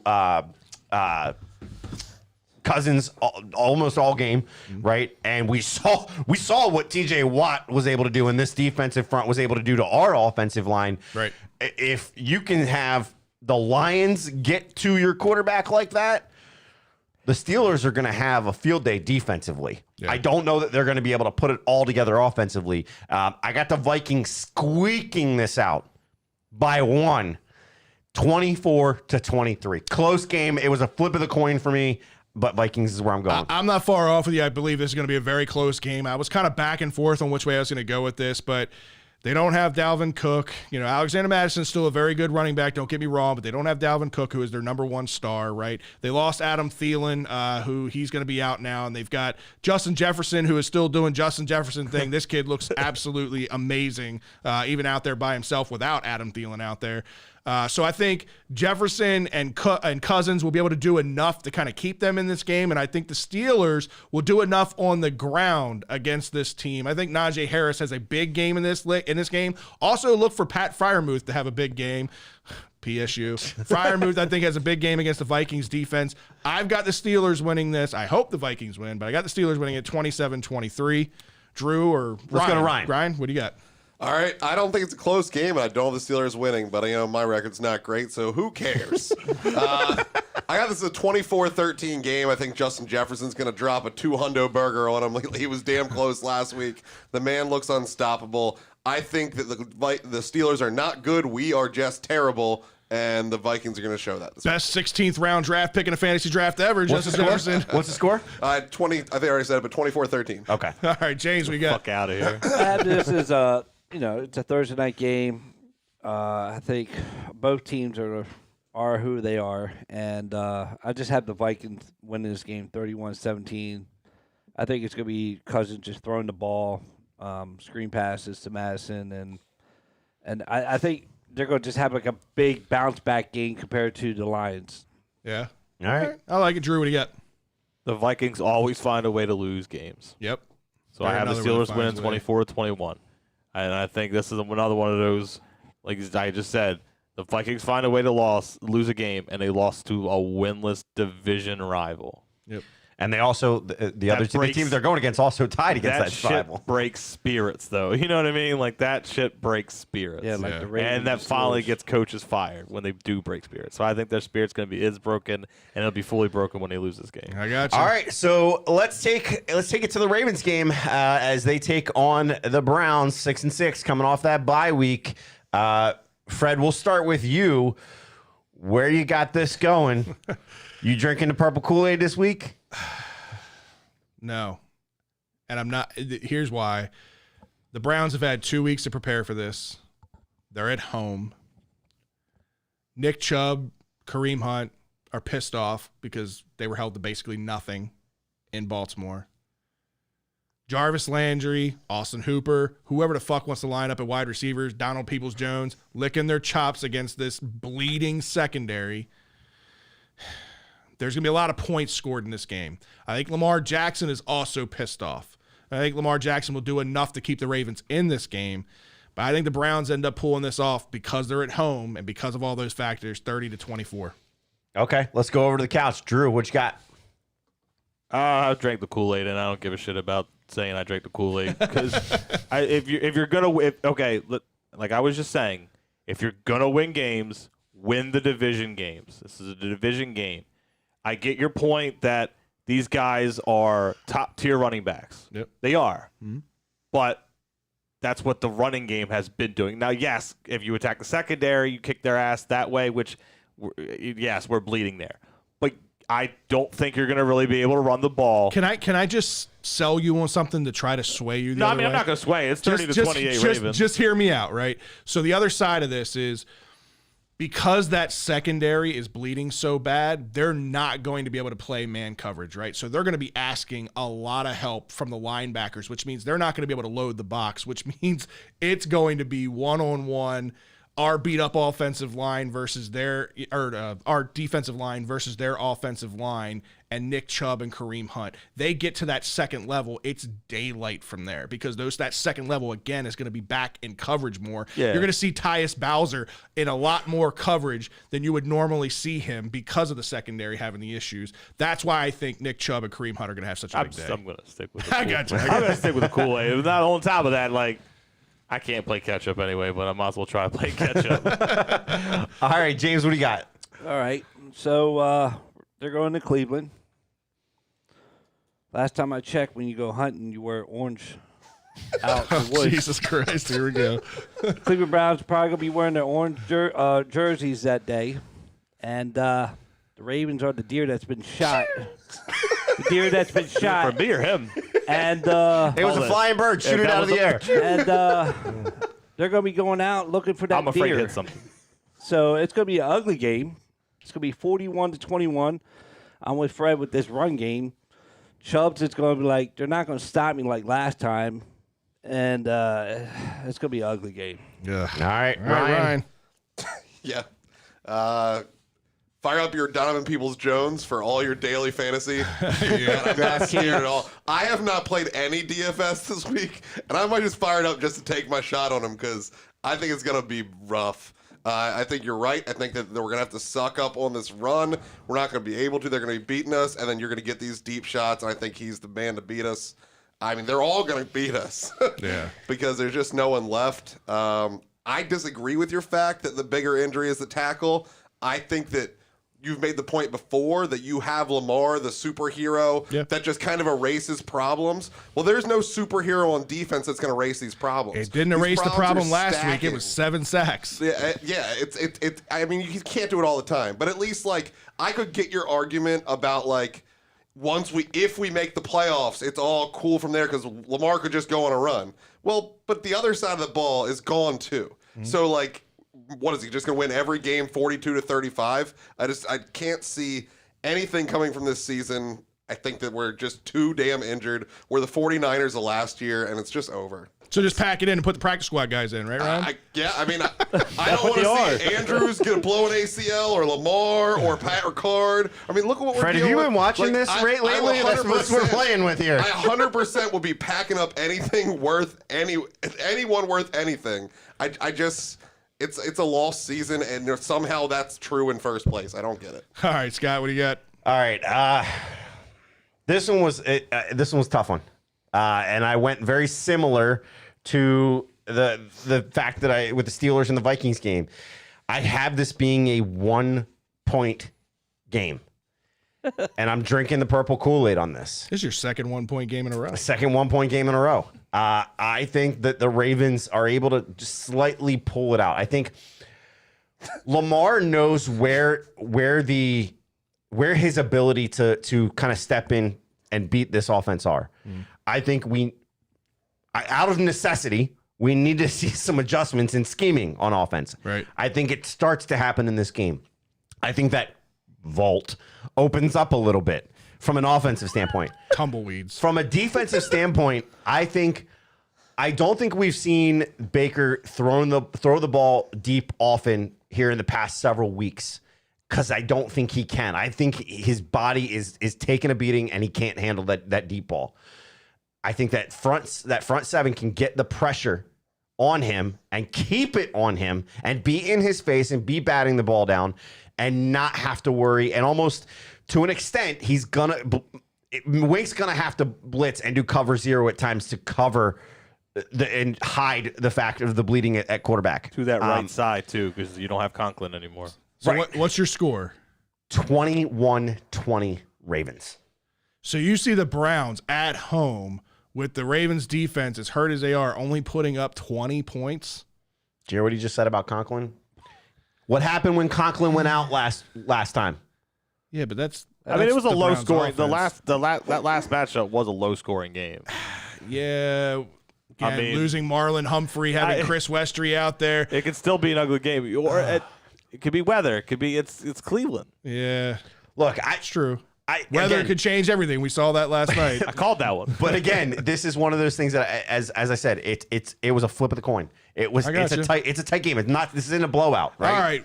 Well, talking about blowouts, I can't wait for the fucking Sunday night game. We got the Chicago Bears at 4-8 going into Green Bay to take on the 9-3 Packers. I'm just gonna say, clean fucking sweep. Do we need to analyze this Nope. game much? No. Nope. I got the Packers winning 33-20. Where you at, Scott? 35-16. Ryan, where you at? 27-20. Drew, where you at? I don't even care. No, I'm kidding. I'm kidding. 36-14. All right, and James, where you at? This is a warm-up game for the Ravens, 37-17. That's pretty close scores all the way around there. All on the Packers. Now, this one I am looking forward Packers are going to win this game. It's going to be 20-19. Yeah, right.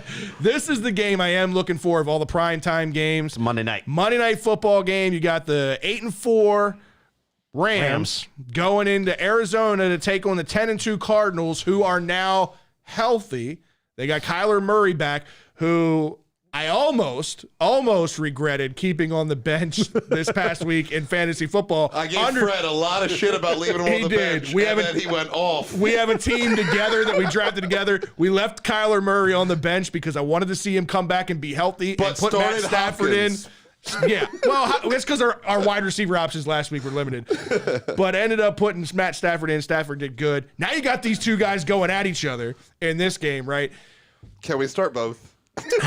No, I think Stafford has looked more Stafford-esque over the last couple of weeks. Like he's looked more like He's the coming Lions. out of that slump that he was in. Well, what I mean is he's looked more like the Lions Stafford than he did the Rams Stafford at the beginning of the year for the first like 4 or 5 games of the year. He struggled a bit until this last game. The last game he lit things up. Right. And I think losing Robert Woods is a very under the radar loss for him as an offense because he's big in everything. He's big in the passing game. He's he's probably the best blocking wide receiver in all of the NFL outside of Miles Boykin. But Has he the never ability to be a deep threat.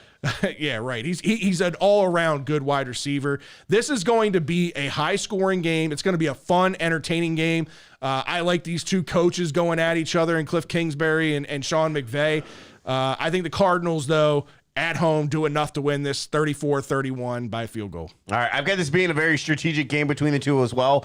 Very close game, but I do think you can't deny what they have done down there in Arizona. The team that they've assembled, what they've been doing. They're 10-2 for a reason. Yeah, and they're going to do it again. They're going to be 11-2, 30-28 in favor of the Cardinals here. Ryan, what do you got? So I have the Cardinals winning as well. My score will be 32-24. I keep your eyes on A.J. Green this week. I think that the Rams have a pretty good defense. They're going to try to shut down Hopkins as much as you can. A.J. Green looked pretty good early in the year with Hopkins on board. Couldn't handle the number 1 coverage with him out there. Yeah. But I think now with Hopkins back, taking the number 1 off, A.J. Green could have a good day. All right, James. Also, keep an eye on James Conner. He's a freaking touchdown machine. Go ahead, James. I thought Scott was going to go with the clean slate of only 1-point wins against the team. I have it with Fred 3-point game. The Cardinals, after watching Kyler Murray, could basically just walk it in against the Bears. Like no one was playing defense the other day. I just feel being at home. I don't get why Ramsey covers like the worst fucking players when he never covers the number 1. So I have him winning 27-24. All right, Drew. Drew, is it a clean sweep? No, because I have literally no philosophy to this. They'll just have the Rams. This is you playing from behind, trying to catch I up had a still? feeling it would happen. But I think, I had a feeling that I'd be the only one picking them there as well. So I have it at 31-23. But I kind of pretty convincing win. I kind of want them to win too, just to make it a little more interesting. Like I like when some of these division races are a little bit tighter. Yeah, it is kind of cool when obviously it's not the rate. Like if it's around the league when I'm watching other teams, like I think it'd be cool if this, you know what I mean? Like it didn't just get wrapped up. We hope so too. We need Kyler Murray and Hopkins to keep playing in the fantasy playoffs. They can suck it. That's very true.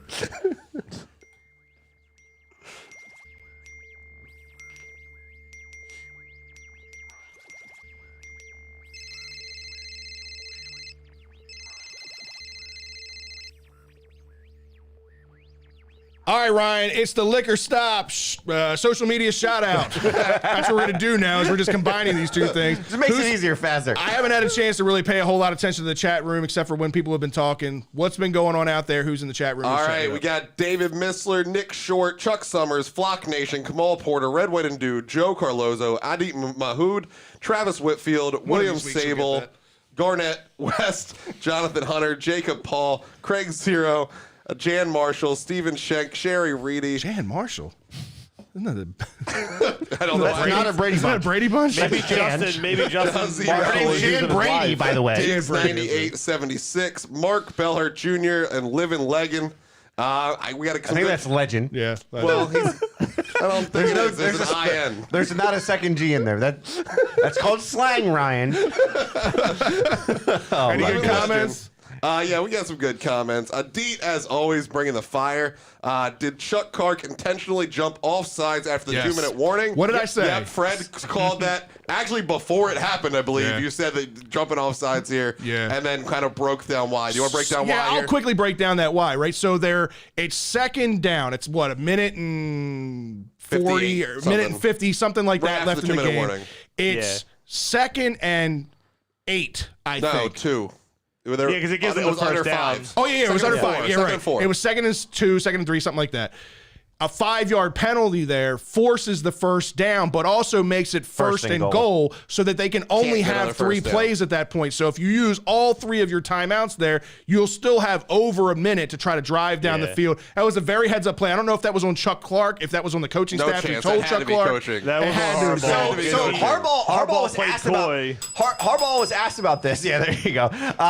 Of all people, Dad's the one ringing the bell again.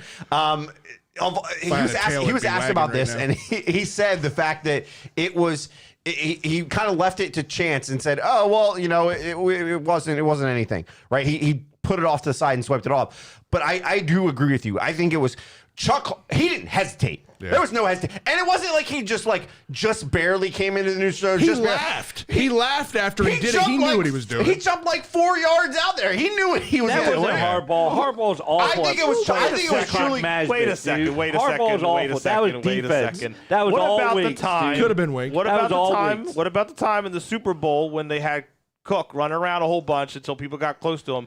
Took the safety because they knew it killed a whole bunch of time. What about the time when they clinched the game against Cincinnati with no time on the clock and they just held everyone and it gave them 10-yard What about the time? Remember Joe Flacco? Hey, if he returns it here, I'm just going to run out in the field and tackle him. Remember that? I get it. You don't like John Harbaugh, but like at some point when you do smart stuff like that, like give credit where credit's due. Not John Harbaugh. That was all Wink, dude. Yeah, or Wink Chuck did it Clark. okay. Yeah. We shit on Wink every other week, but Wink made the decision. I don't Chuck shit Clark on Wink. Jump on it.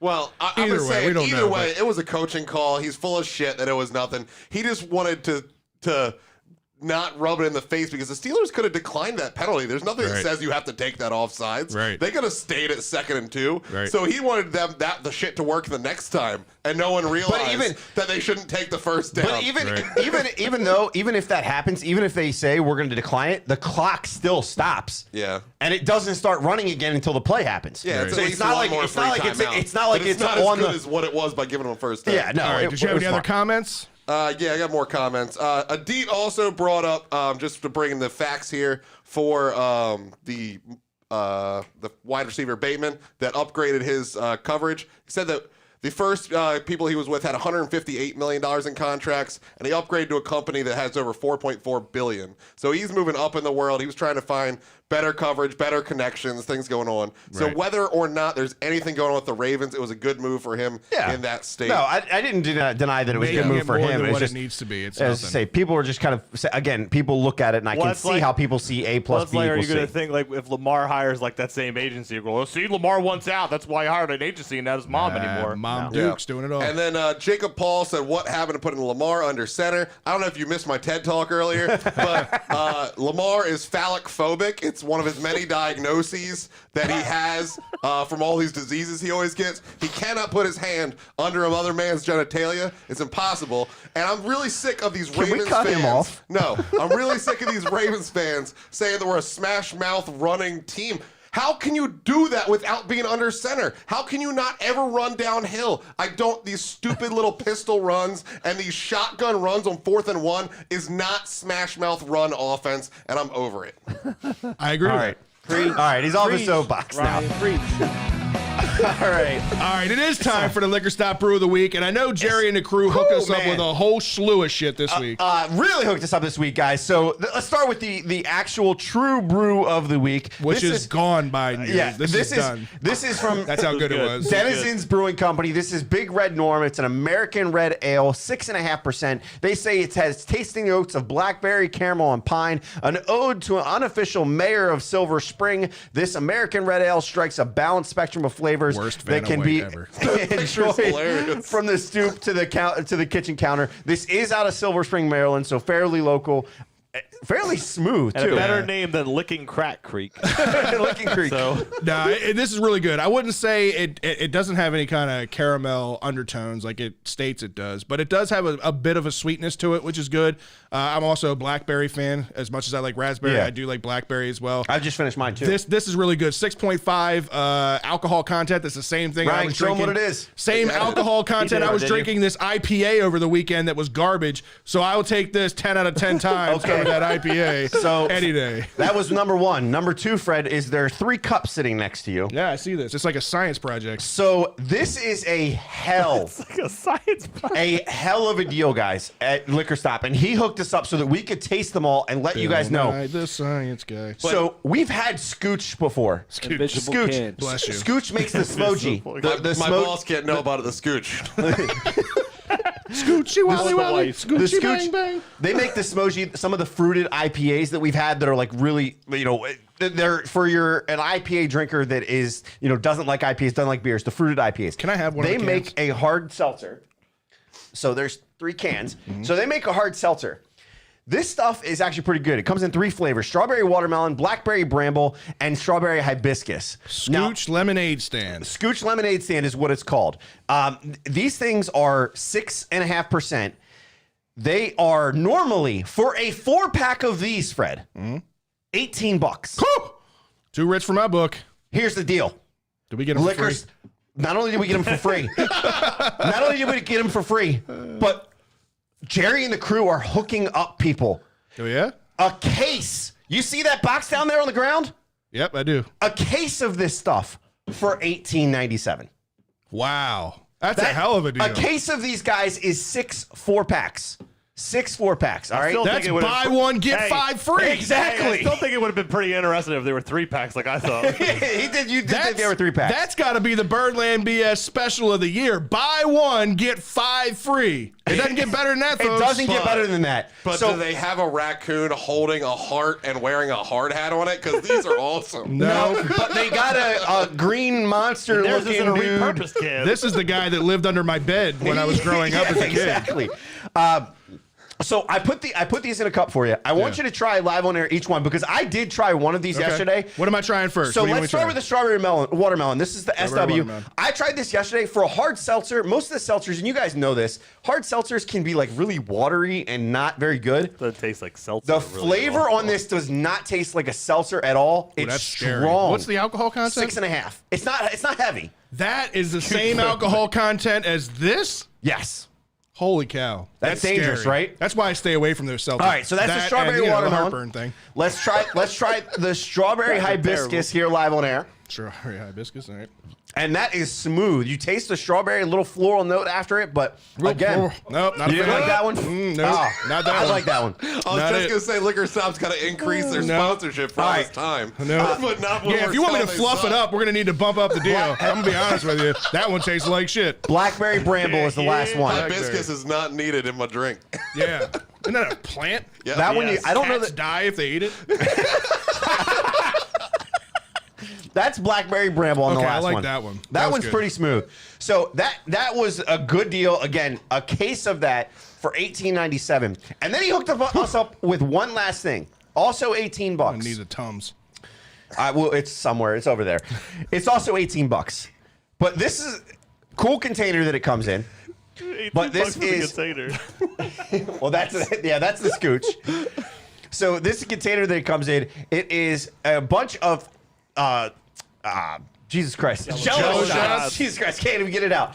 They're called slurp shots. Scott finished a case before we got here, so These are 13% ABV. It's a 20-pack for $18, so about $1 a shot. It comes in grape, which you and I have. You just tried the grape.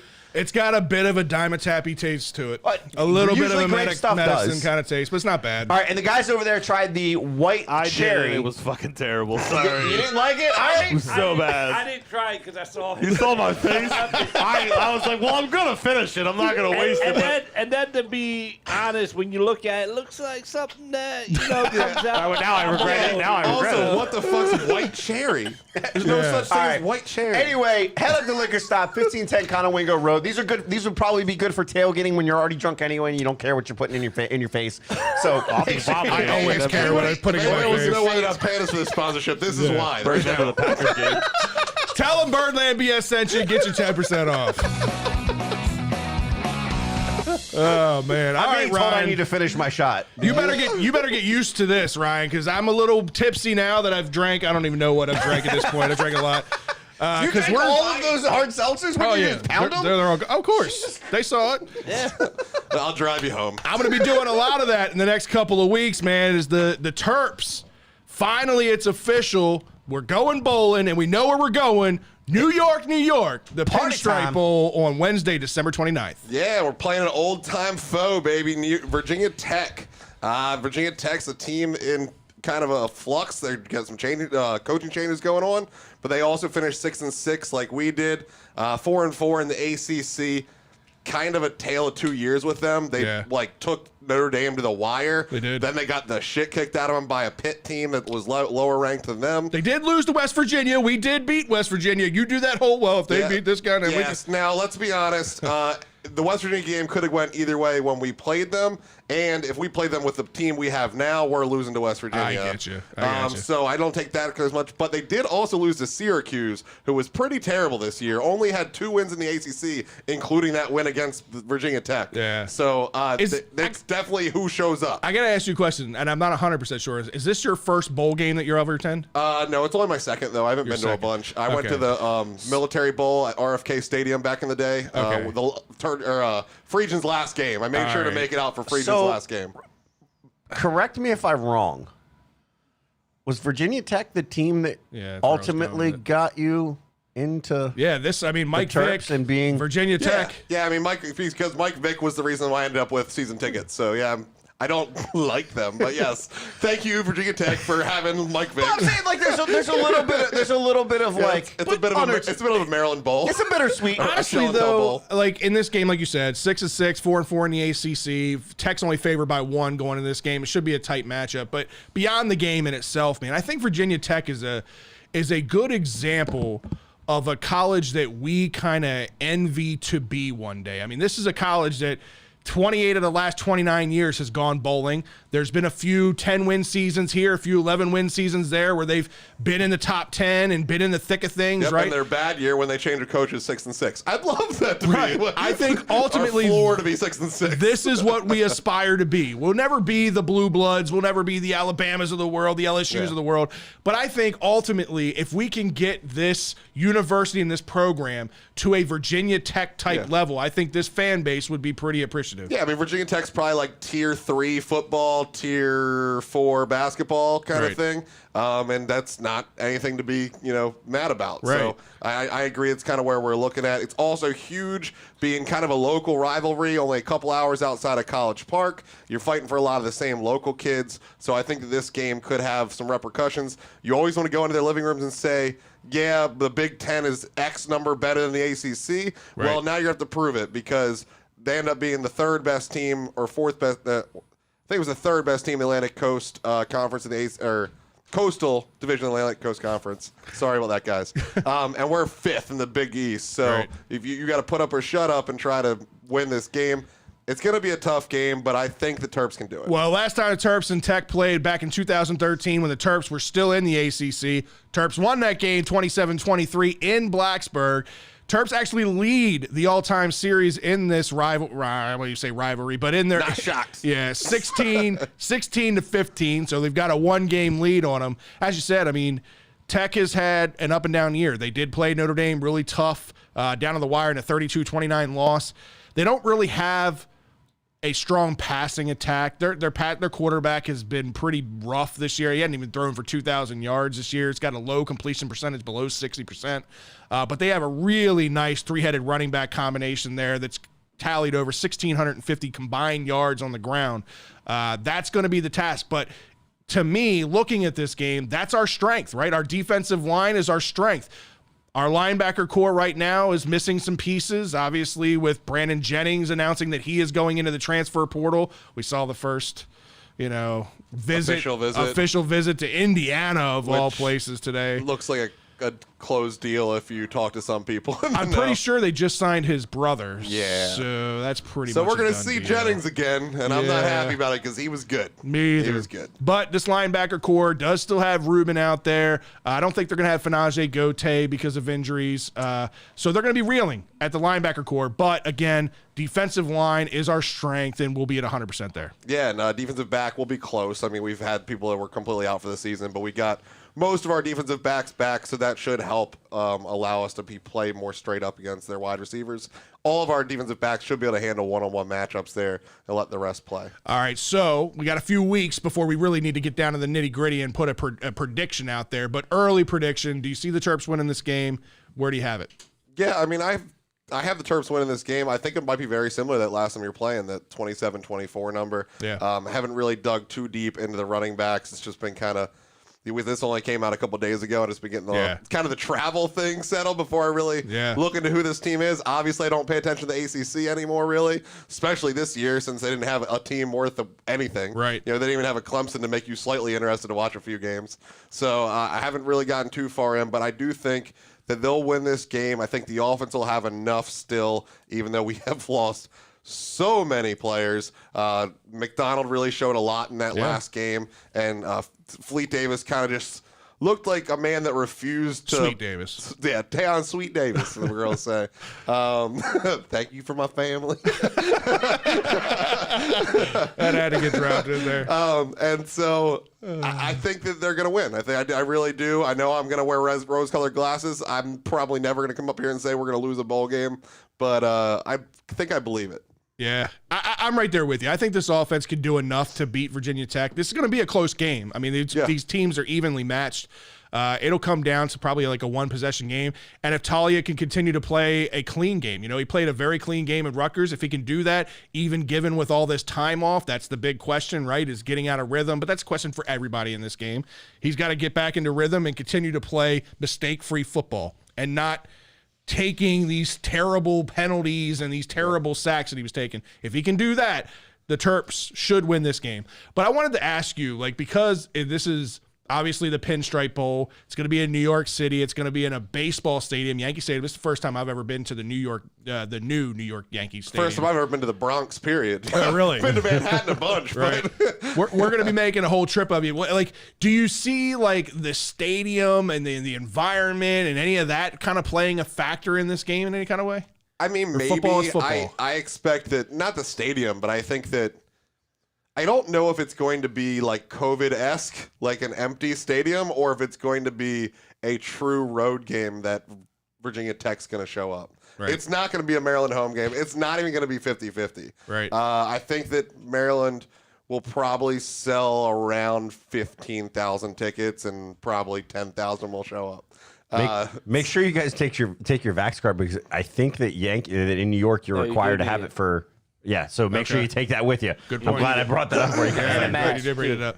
So for those out there, the fans, if you are coming up there, we're planning on taking a mega bus the day before the game to go and have just kind of an explorer in New York kind of day. We'll probably go up to the hot nuts on the street, baby. That's my kind of city. Yeah, we'll probably go up to the towers. He's never seen the memorial up there for the 9/11 thing, and that's a lot to take in. It's a really cool. I thing have to not see. been up there since since that happened. It's emotional, and it's a really cool thing to see. But if you want to meet us up there, we'll be up there day before and day of game, and we're staying until like 3 a.m. and hitting that mega bus back and falling asleep on the way back.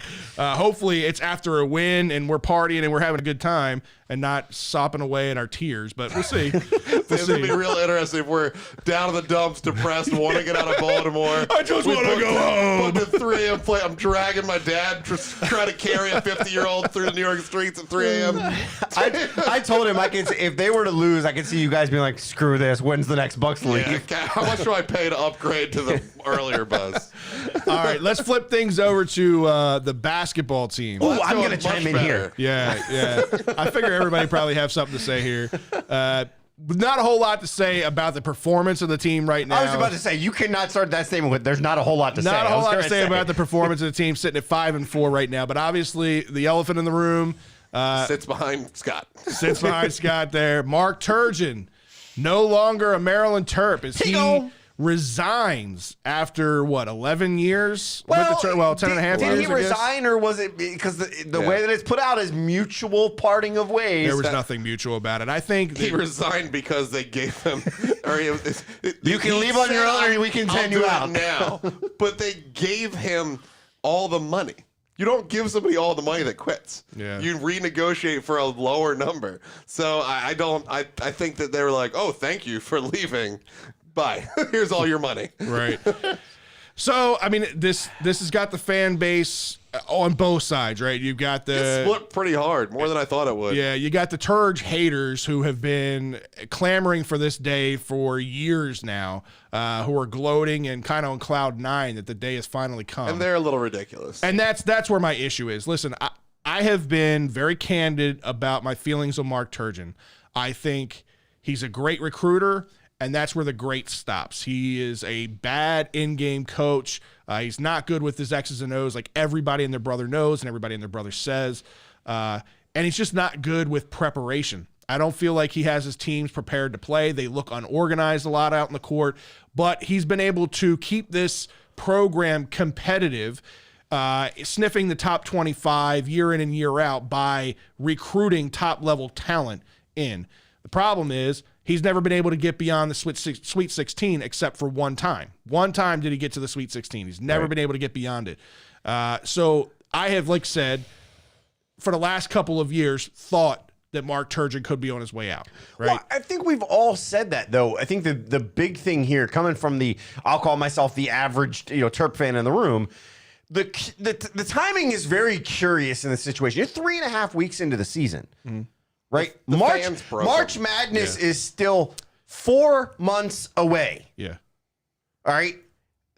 We all know we've seen swings with this team go back and forth. Maybe the writing was on the wall, but the guy did post. He was, 66% winning percentage, 226 out of, and 116 in a 10-year, 10-plus seasons. It's not horrible. We've seen coaches do worse and still have jobs. Yeah.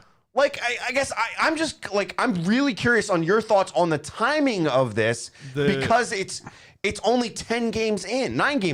Or actually, I guess technically it happened 8 games in. If you want to know the reality of it is Mark Turgeon's a lot more sensitive to things than I think anybody ever really knew. And I think his family's a lot more sensitive to things than anybody ever knew.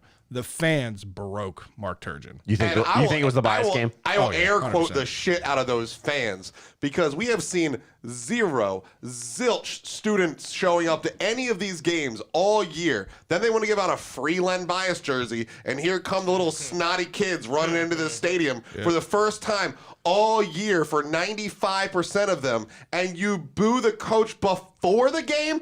Boo the shit out of him after he loses Virginia Tech. I don't care. Coaches are used to being booed off after they lose. You boo him in the introductions when you haven't been there. You don't know anything. Frankly, most of you have never been there because last year was a pandemic and you weren't there. And so unless you're a junior or senior, you were never there. I just don't understand the balls on these people to do what they did before the game.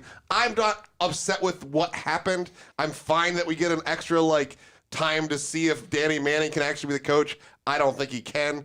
But it just kind of blows my mind that I believe those fans had such a effect on the timing of this. 100%. And that's why I say that. My thing with Turgeon is, though, booing is a part of the game, and there are some fan bases that are more harsh than other fan bases. That's why certain personalities don't work in certain cities because they just can't handle that kind of emotional, If you don't want to get ruined by the media, don't go to Philly or New York. Right. I just never realized how much of this that Mark Turgeon actually absorbs and felt, and you could see that in this and how much it affected him. And ultimately, I think that's why he made this decision. I don't have a problem with the booing. If you want to boo, that's fine. I don't have the problem that Ryan has with the booing. I understand your point of the fans just coming up when they're giving away something free and then booing. I don't have a problem so much with the booing.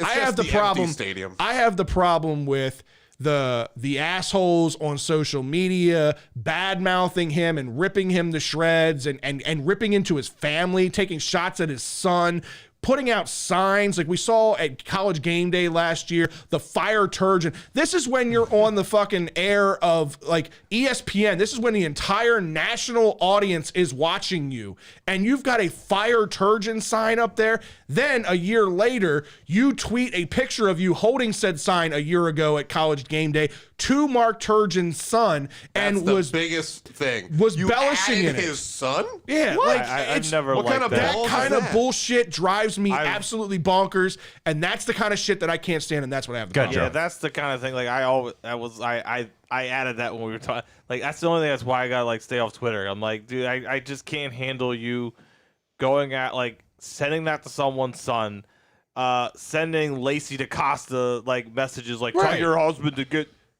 No, don't do that shit. Like, Right. okay, so I normally don't talk about Terp stuff, but You don't have to pee today. yeah, I already got it out of my system when we talk about football. He almost vomited too over there. Yeah, he didn't like Yikes. the cider. Oh God, I needed a water. Told you.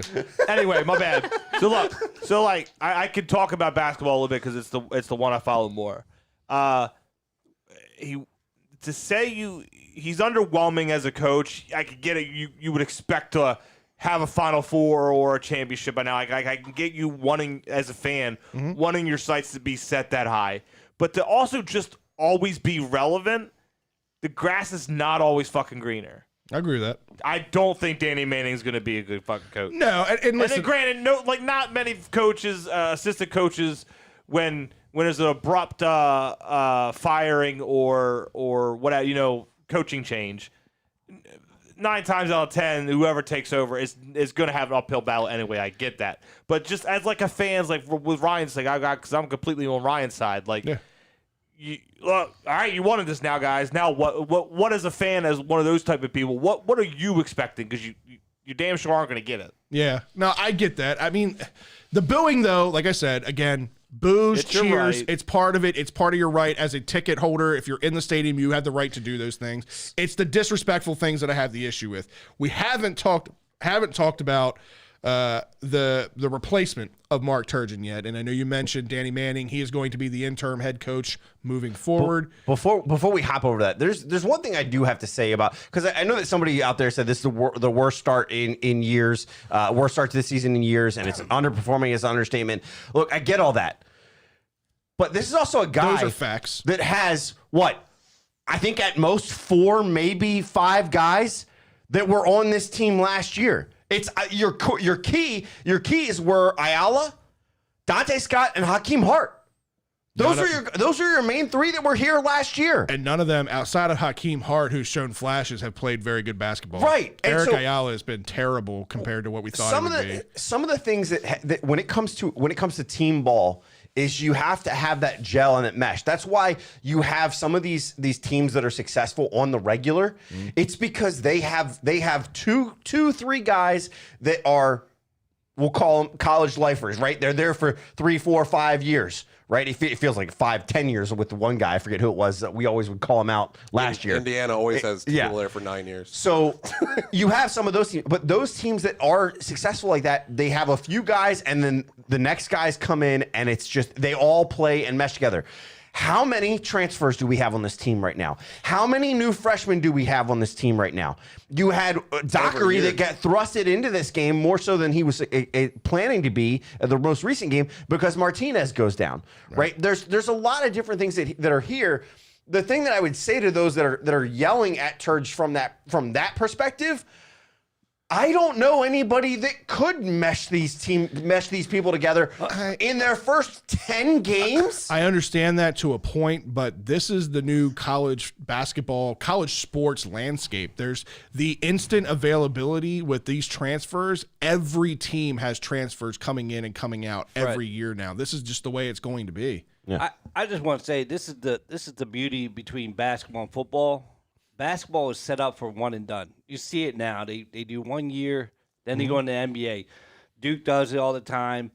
They were the longest ones before to say, hey, if you're not going to play at least 3 to 4 years, I don't want you on the team. Then he had to change and say, hey, we'll take the Kyrie Irvings and the Zion's paying them under the table and stuff like that. But these schools, look at Memphis. You know, they hired Penny Hardaway. They hired the Rick Pitino's out in Louisville. Iona, I think, right now. Yeah. But he was at Louisville and that he was paying Kentucky and strippers. stuff like that. Like basketball is, you get your number one guy and you put guys around him to to help him out. But that's how the basketball's set up. Like, and he can't get that 5-star or 1-star recruit that can come in here and take over a team. He's not finding that, and that's the difference between football and basketball. You don't even really have 1 year to keep these players. If not, they just want to make that money and go. Right. So. Go ahead, Ryan. Yeah, and Fredo was talking about how he's a good recruiter, and that's where it stops. You know, that's fine. He's not the top level, like James said. He's not bringing in the biggest, baddest, but he's been a very good recruiter. Especially locally. We always thought, well, then bring in that X and O's guys and let him do something. But we would bring those people in over and over again, and nothing would change. So apparently Turgeon was like, yeah, you can come in here, but we're running my system. Yeah. Well, your system's terrible. We're done with the weave and heave at the top of the key. It's all we see. It's all we do. So what's the point of bringing in the Michigan guy from last year? What's the point of bringing in Danny Manning when it's just your system? Right. It's kind of like when we talk about Loxley with his offensive coordinators. Who cares? Who cares who the offensive coordinator is for Loxley? Because it's going to be Loxley's offense and Loxley's offense only forever. That wasn't true with Matt Canada coming in. That was Matt Canada's offense, even when he was an OC, not our head coach. But when it's Loxley, when somebody that was an offensive coordinator, an offensive minded person, it's just it. That's I can't remember the guy's name. It's I'm drawing a blank right now. But there was a story that came out that said Mark Turgeon had turned over in-game play calling to one of his assistants in that last game that he was in. And that just goes to show you that at Virginia Tech? Yeah, in that Virginia Tech game. Because he gave up the second he was booed coming into Len Bias night. Exactly. Because Len Bias night, guys, meant more to Mark Turgeon than it meant to your little 19-year-old ass that has no fucking idea who Len Bias is. He showed up. He did his interview with the trying to jersey. do something, and you guys broke him before the game. All right, sorry to derail what you were originally going with it, which is the replacements. Where do you go from now? I mean, that's like this move sucks in the sense that, like you said, it's in the middle of the year, right? So you don't have the time right now to find his predecessor right away. So interim, the easiest thing would be Danny Manning to slide in because he's had the head coaching tenure at Wake Forest. When he was there, it wasn't very good. I don't know. I don't think, in my opinion, Danny Manning is the answer long term. I think the Terps will figure this out over the offseason. It could be. We're hearing a lot of things about the boosters willing to pay money. One, we've heard it towards the football squad with them bringing in assistant coaches for their football team. I've also heard rumblings through some of our connections that we have that the boosters are going to be very prevalent in this head coaching search for the basketball team, and that they're willing to bring up funds to make that happen too. That makes sense because they want to get back to some of the old school Maryland Gary Williams-esque type years where the students were showing up. I used to work for a guy who went to Maryland during that run, that championship run. And he still goes to the games now, but he says it's a completely different environment. Even at his age, he's sitting there going, the kids aren't showing up. To your point, it's crazy. You could not get a ticket. Yeah. And it was and the environment was electric, and it's not anymore. And so you got to bring somebody in that's able to do that. And there's a few names that I've heard kind of floated out there on two different sides of the ball, so to speak. The one is you've got guys like Kevin Willard, who's the head coach for Seton Hall currently, right, who was competitive against Maryland. You have Kim English, who's another one because the way George Mason came in here. A lot of fans are high on him because he's local and then George Mason because he just beat us. Right. There's going to be a lot of people that beat us this year, so pick anybody you want. Right. So one of the other names that I heard floated out from an actual current head coach standpoint that was interesting, but I think there's way too much freaking baggage. Is Sean Miller. It'll never Keep happen. him the fuck away. Right. I don't want nothing to do. For fans that don't know, this is the guy that was at Arizona and was fired after, and he's still waiting punishments, by the way. For hooking up Adidas. NCAA. Exactly. Yeah, so if you're going to bring anybody that's got any kind of baggage attached to him, I'm more of the Rick Pitino kind of guy. I'd rather Pitino. Okay. If you're going to bring anybody. Pitino or Miller, I'll take old man Pitino. Yep, hookers over FBI all day. Yeah, absolutely. But stay tuned for the upcoming episode for Shell and Tells. We will dive more into the names and our feelings and potential predecessors. And you'll get a little steak as well. One quick question for you too. Any quick thoughts, since you're going to be getting into it, any quick thoughts on the fans that are out there calling for some guys who do have some coaching and even head coaching experience, like a Juan Dixon, like a Steve Blake, coming back for nostalgia. Any thoughts? No, it's not realistic. It'll never happen. it's too Neither one early. of them are ready for it. Not for this job. I was hopeful Okay. that was our next coach, but that was 4 or 5 years from now. Maybe Keith Yeah. It's Booth. not now. Yeah. Maybe Keith Booth. In the future, we'll see. The only what reason, by happens. the way, that I brought up Sean Miller was if you remember, he was the guy that was the favorite when Turge was actually hired. Yeah. Well, then thank a God. lot of shit's changed since then. All right, guys, time for this week's rundown. I'll kick this one off, man, as we're keeping on the theme of college sports. The BCS Championship Playoffs are finally set. We had some interesting conference championship games to ultimately decide the Final Four.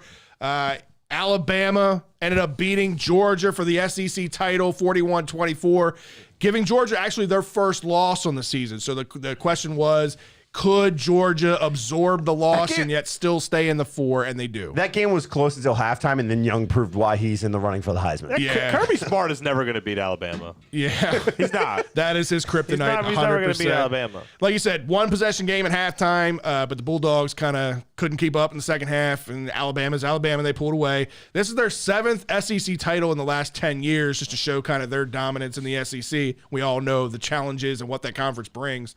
But it didn't. I mean, Georgia's still in the top 4. Yeah, still clinched a berth in the BCS right now, sitting at the number 3 seed. They're going to take on the winner of the Big Ten championship, which will be Michigan. Michigan ended up throttling Iowa, to say the least, 42-3. Ryan and I started watching this game and quickly got distracted by, I don't know, Everything anything else. his daughters and whatever else was going on at that time. But they win and secure their first Big Ten championship title since 2004. It's been a long time since Michigan's been on top. This was just an ugly game all around. There's not a whole lot to digest. Iowa's quarterback in this game was absolutely awful. 9 of 22 in this game for 137 yards. All right, so let me get this straight. You've got Alabama, Yep.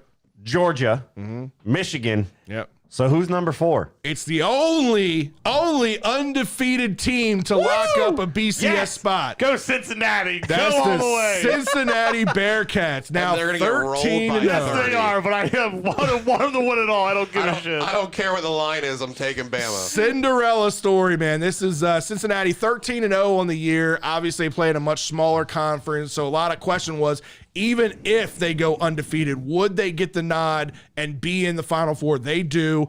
They are the number 4 seed going up against Bama. They win over Houston 35-20. Close game at halftime. Cincinnati only led by 1, but then they had 3 touchdowns to kick off the third quarter, and Cincinnati ended up running away with that game. I'm pulling for, just like Drew said, I'm pulling for Cincinnati through this whole thing. So here's my thing. I was pulling for Cincinnati enough to make the playoff. Yeah. Yes, I don't think they're not going to be able to compete with those 3 teams if whoever they had to face. But I was rooting for this because it's a step in the direction of what I want. I don't know what anybody else wants because we never really talk about it. Right. I want there to at least be an 8-team playoff. If you're gonna have a playoff, I don't want it to go to like 12, 16, all that shit. But I think it should be 8. Let's talk more about that. So on the I kind fringe, of like the 6. so on the fringe, you can include teams like this that go undefeated. Like UCF went a few years ago, and they were like, "Well, no, you just suck so bad." But at least Cincinnati had that. You didn't just face bad competition. You beat Notre Dame, who was right behind you. I have some takes on this and some opinions on this. Let's save that for the after hours, and okay. let's dive into that more. That's fine. All right, so overall, you said Alabama versus Cincy. Obviously, Bama's got to be favored in this game. 13.5 points. Okay. Over under is 58. Easy money. Take the over. Take the Alabama in this one. Yeah. As much as I want Cincinnati, Bama is just talented all over the field. Could top not to believe bottom. what they did to Georgia's defense. Yeah, unreal. All right, so then you got Michigan, number 2 Michigan taking on number 3 Georgia. Michigan's got to be favored, right? Nope. Georgia's What? actually favored in this one by 7.5. By Georgia, 7.5. Again, Georgia was an undefeated team going into this week against Alabama. Okay. That's their only loss on the Take year. Michigan and the points. They might win it straight up, but Michigan and the points is a good one. 43.5. I'm taking Georgia, and I'm taking the over in this. Even taking at the over in 7.5. this? I'm taking it over in 43.5 in this one. Yep. So Okay. that's my picks of this week. I got Georgia hanging on and winning this game. I think Alabama is going to slaughter Cincinnati, but I'm hoping Can't believe I'm Cincinnati. gonna This is one of those games you put like $3 on Cincinnati It would be to see what one happens. of the greatest things ever if Cincinnati wins Oh, I this game. know. Because that's But right. if they win this, then they got to win the championship. They Yeah, can't yeah. win this Alabama game and then shit the bed in the guess, yeah, championship. yeah. You can't do that. But outside of the BCS championship, I had to bring this up because I know some of us had talked about this and some of us saw this in a group chat. The ACC championship, and we'll be quick on this, right? There was a lot of controversy around the quarterback, Kenny Pickett. Yeah. If you The didn't pick see game. this, it was Dude's a a bitch. fake slide, and that was my first reaction. That's a bitch move. But let me explain this and set it up, right? So there is the rule that if a quarterback slides, then all you have to do is touch him and he is down, right? And that's just the way it is when a quarterback you can't is touch running. him once he I slides. was going to say, you almost can't even touch Well, him. yeah, Like, right, yeah, exactly. Yeah. He is committing himself to the ground. But as a player, defensive player, you will get penalized if you hit him while he is going to the ground. It's just the way that the rules are written. Right. It's the way the rules work. Well, this quarterback, Kenny Pickett, used that to his advantage as he got on a run where he got a full head of steam. He's got the safety closing in on him.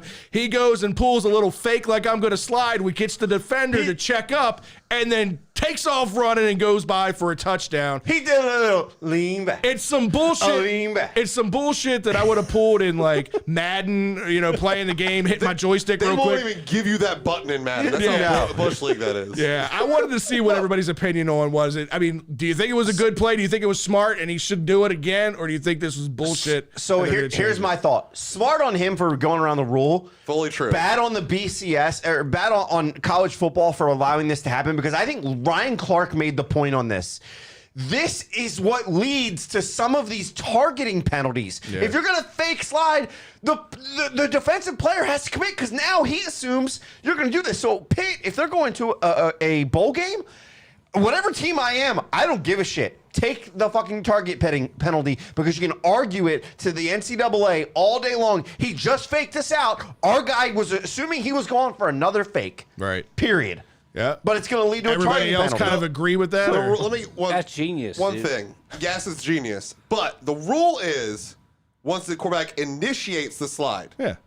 He initiated a slide. Did he complete it? No. He initiated a motherfucking slide. So, the ball should have define been a dead slide. right there. Smack Define- him in the mouth next time. Define a slide. And this rule needs to be fixed. That if this happens again, it should be an unsportsmanlike penalty at On that the spot, QB. 15 yards back from where he fake initiated this slide. I agree. Because this is a health and safety issue and is completely unfair. The defenses I, are I 100% agree with that. Go ahead, James. What's your take? It's genius. He knew how to manipulate the rule and took advantage of it, and people got butthurt. It's a Bill Belichick move if I've ever seen I'm it. with that. He knew the rule. But now fix it. He took advantage of it. Now fix it. But Right. the guy wasn't like 1 yard. Like you know what I mean? Like you all. I don't know. Like, you still had the defender still had like plenty Three of time to catch defenders up. stopped. Yeah, it was enough of for them. them to say, "Oh, he's You going can- down." you Defenders can are within get- 5 yards of You him can and get stop close moving. to a guy. That doesn't mean you got to go. Let me do a moonwalk away from the guy. You don't But have to if do you're a that. defender going to tackle his feet hold on, and you're hold on. launching for him, you're 5 feet long. That's two, Another- that's 2 launching yards. is your problem anyway. No Another- one's supposed to launch if it was a fucking tight end. You can't launch. Another way to look at this too is something that happens pretty often, happens in both college football and the NFL, is a player running down close to the sideline who fakes going out of bounds to avoid the penalty from getting hit when he is out of bounds and then cutting it back upfield. I see that happen on a weekly basis in the NFL. Well, then you see the flip side of that. You saw the flip side of that in the Patriots game. He runs and jumps and gets pushed out of bounds, and there's a penalty there. Right. You're damned if you do, you're damned if you don't. But there needs to be a little bit more clear rules all the way to around. Ryan's point, though, as soon as I saw it, I said, "That's a bitch move." Go ahead. It's messed up. It's messed up. So I will take the one that you probably know the least about, and that is Medina Spirit. If you remember that name, Medina Spirit is the horse that won the Kentucky Derby it's a this year. horse. That's Yes. not where my mind went. No, Medina Spirit is the thoroughbred who won the 2021 Kentucky Derby. Well, he's Yes, died. she works at the Dollar. Whiskey. We're the same. Oh man, we're best friends. Whiskey Sally's Golden Dollar. God. All right. Anyway, so the horse that just won the Kentucky Derby this year has now died at the Santa Anita racecourse, and they're saying under suspicious circumstances. So, mind you, this is the same horse that was involved. Don't be suspicious. With Bob Baffert and the drug scandal, right? That went on. The horse had a drug problem. Yeah, the horse had a drug problem. But it's a 3-year-old horse, mind you. Give it to me. Could you go to rehab? No. I don't mean to be disrespectful. I love horses. So it's a 3-year-old racehorse. Mind you, most racehorses a healthy racehorse can live to be 8, 10, 15, 20 years old. This horse died at 3 years old at a park that has had 50+ deaths of horses in the past 2.5 years. It's COVID. Lay off the weed. I'm trying to bring like a somewhat sad story. You guys are just shitting all over. I know that was his aim, but I don't know why you thought that would fly in this room. Isn't this the horse though that was attached to what's his name? Bob Baffert. Bob Baffert. Yeah, right? this is the doping scandal and the Won fact the that Derby, then they there was found out something in the horse. But the suspicious circumstances are not only that, but it's the treatment of the horses at this park specifically. Again, this park has the most horse racing deaths in the past Stop laughing. 3 years. Why are you laughing at Because that? my brain's doing other things.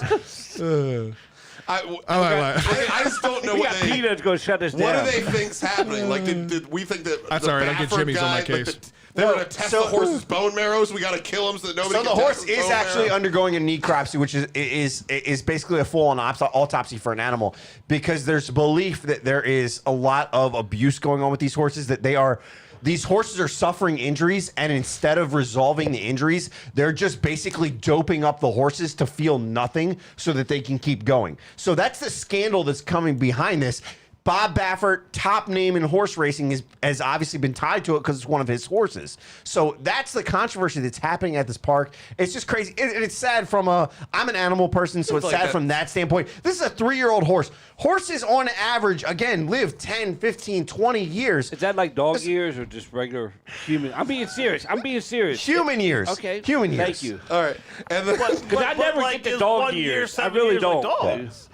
Dog years is a myth, all right? That's it. Anyway, moving along. Let's go to the fighting. All right, let's go over to baseball. Oh, I thought we were going to fight. Everybody wants to talk about baseball. Well, I think we do on this one. All right, so there are some rumors that have some local ties in a sense, right? The Mets are looking for a manager, and apparently looking at former player Curtis Granderson, a lot of years with the Mets, a lot of years with the Yankees, very good player. Makes sense. New York guy. But he's going against the other rumor side is former Orioles manager, Yankee manager, Diamondback manager, Texas manager, Buck Showalter as the front runners. I don't know how old Buck is at this point. He's got to be. It's over. He's got to be. 68. He's got to be almost 70. Yeah, 68 or 70. So he's got to be. He's got to be close to 70. Listen. Hey, the guy that won the World Series this year is close to that too. I love Buck. I love Buck Showalter. The new baseball. I Buck love does Buck. not embrace the new baseball. Here's the thing, though. Here's the thing. When you look at Buck Showalter's career, what has he always done? He has always gone in and immediately had an impact and immediately had quick switch of a franchise that's at the bottom of a fucking division and turn them into a playoff competitive team, right? And that's what the fucking Mets are trying to do right now, is they're trying to sign as many guys as they possibly can. It's why they're overpaying some of these salaries, right? I know one guy that's backing him is the guy they just signed. And the guy that they just signed, Max Scherzer, apparently he's an advocate for Buck Showalter to bring him in. Yeah, because they'll leave him in there until 9 innings. Yeah, he's so old he doesn't know that Scherzer is old. I think the plan, personally, if I'm the Mets, and the way I'm looking at this is, all right, it's a 3 to 5 year plan with Showalter. It's to bring him in, teach them a culture, get them on the right track, because we haven't been able to do that for the last 3 fucking decades. Bring somebody in that can do that for us quickly, and then turn the team over to somebody else at that point. This is not a long-term venture for Buck Showalter or the Mets. I think this would be. I don't even know. Did they ever hire? He's already done it. He was in New York for years. Yeah. He's dealt with it. Yeah, So he knows. Now he's got the old man. I don't give a fuck. Yeah, there's a lot of that with Buck, for sure.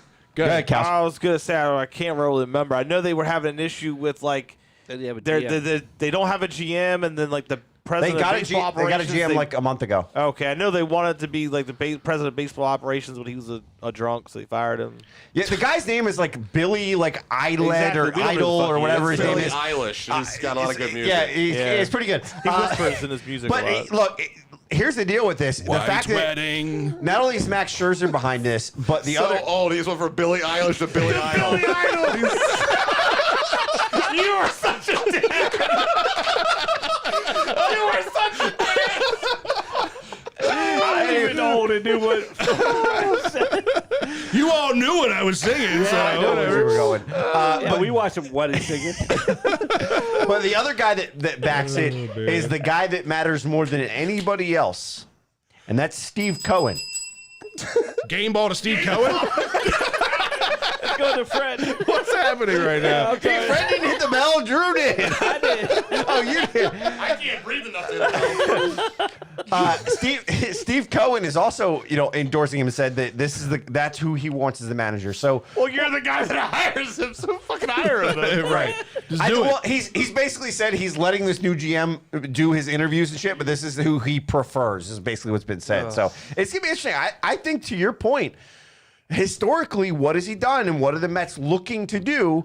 Do they want to be do they want to win a championship? Yes, but they also want to be competitive, which they haven't been, and they've had talent to be that way the past several years, and it just hasn't been able to work out. You need somebody that can come in and reset, almost hit the reset button on that locker room, and I think Buck Showalter might be the guy. Yeah, listen, like I said, I think if it's a 3 to 5 year plan, okay, that makes sense for Buck Showalter. He can do that for another 3 to 5 years. Outside of that, no, he's not the answer. That makes me think of the movie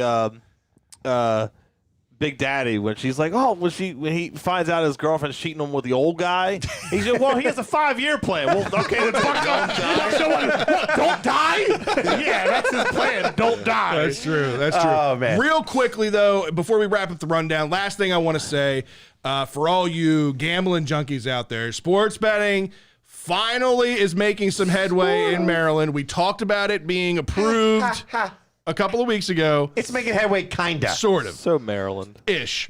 So as of Thursday, apparently Hopefully Thursday, because it's still under regulation. Apparently MGM at National Harbor is allowing for bets to be made. Sounds like Governor Hogan is going down there to place the first legal bet in Maryland from that casino.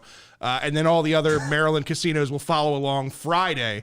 It does sound, however, though, if you want to do sports betting through your cell phone or through an app, that's still going to be another year, apparently, before that happens. So, all right, yay or nay, Governor Hogan's first bet will be a Ravens win. I would say yay. Yay to that. Absolutely nay, because if you know anything about politicians, he's going to bet on the Terps basketball team to win, or the Terps. What? So it's the Maryland governor placing the first bet. So find out what the game is after Thursday, and he's going to bet on the Terps to win, and we're going to lose. He's putting his first parlay. He's going to have the Terps lose. He's going to have the Ravens lose opening day, and he's got the Ravens lose. Oh, man. Yeah. No rules. No boundaries. 2 topics. 30 seconds each. It's time for the 2-minute warning. All right, guys, it's time for the 2-minute warning. We got a couple of interesting questions here. Drew is going to kick us off. All right, let me catch my breath. This is a long one. This is like a novel. That's why I said I want to catch my breath, because it was so Scott, long. you going first? All right, but before he does it, let me just say the one thing that we left out. Jake Paul is now taking on Tyrone Woodley because Tommy Fury dropped out. Whatever. No one cares. But it's the version 2 versus them. It's another exhibition match. Got it. Yeah, That's why YouTube makes money. Got it. Yeah. Yeah. All right, let me read my novel real quick. The WBC has ordered Tyson Fury to defend his title versus the number 1 contender, Dylan White. And this stems from White being the top contender over the last 1,000 days without a title shot. So what is hurting boxing more, these exhibition fights like Jake Paul or the dumb shit in politics like this? So for me, I think it's a mixture of both, but you get all the fans that are coming over. So the exhibition boxing, as annoying as it is to us sometimes, it is bringing fans to boxing. The problem is the fans get over to boxing and they go, wait, there's a guy this is a top contender and he hasn't had a title shot in 1,000 days, in 3.5 years, 3 years? Are you kidding me? It's the shit like this. WBC doesn't know what the fuck they're doing. Well, that's been the case for a very long time. WBC hasn't known what the fuck they're doing since Mike Tyson and fucking Vander Holyfield and everybody else decided to hold it up, to hang it up. I like this whole, Ryan and I've talked about it, this whole celebrity deathmatch type of real life scenario with these fucking crazy matchups like Jake Paul bringing in Nate Robinson and whoever else from the sports world. I think it brings entertainment value. But does it bring legitimacy? It brings a new fan base into the sport. Does it bring anything to the heavyweight division and all of that of real boxing? I don't think it does anything for that. From BR Betting on Twitter, $1 million on the line. You trust Steph Curry to hit that free throw? Or Justin Tucker to hit a 40-yard field goal. So there's a reason this is in here, because this came up in our group chat. To me, this is a slam dunk no matter what. I'm going the most accurate kicker of all time. I'm going Justin Tucker. Steph Curry at free throw, great, easy. I still trust Justin Tucker way more on a 40-yarder than I do Steph Curry. Yeah, so I'm going to put this in simple terms. Justin Tucker and Steph Curry are both 90.8%. From both those things?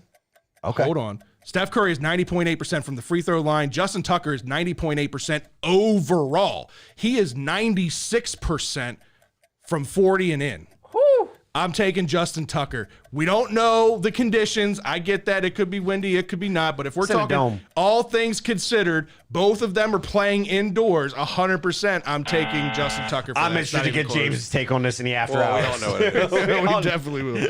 All right, man. Good show. But a lot of fun take topics. That 2-point conversion, though. we got a lot to digest here in the after hours, so stay tuned. All right, guys, we want to remind all of you, check us out on our website, www.birdlandbs.com. While you're there, you can check out all of our episodes. You can learn about each of us. You can get your Shell and Tell on with the latest Shell and Tell episodes, which you guys will be putting out later this week. Recording one Thursday. There you go. So later this week, look out for that on late Thursday, early Friday. Get yourself some Birdland BS gear and more. And make sure you also follow us on bigplay.com. Follow our social media accounts. It's simple to find us, guys. If you haven't been able to find us, if you don't know how to share, it's really easy. Maybe you shouldn't be on social media if you don't know how to share. There's Terps BS Bert. There's James. There's Drew. Figure it out. It's super easy. Birdland BS, and all the links are there. Twitter, Facebook, YouTube, Instagram. That's how you find us. Make sure you also, while you're there, turn on that notification so you know when we are going live. And make sure to drop us some comments and drop us direct messages. We're always looking for things to talk about. One thing that you could do for us, if you're listening to the audio podcast, drop us a review. Leave us that 5-star, 4-star, whatever you feel fits this podcast, but leave us that review. It helps us get found. Yeah, come on. Shell and Tell's got more reviews than Birdland. Get on it, people. I haven't been harping on it. As Fred said, the audio version, it's on all the podcast platforms. If not, let us know, but I'm pretty sure we're everywhere.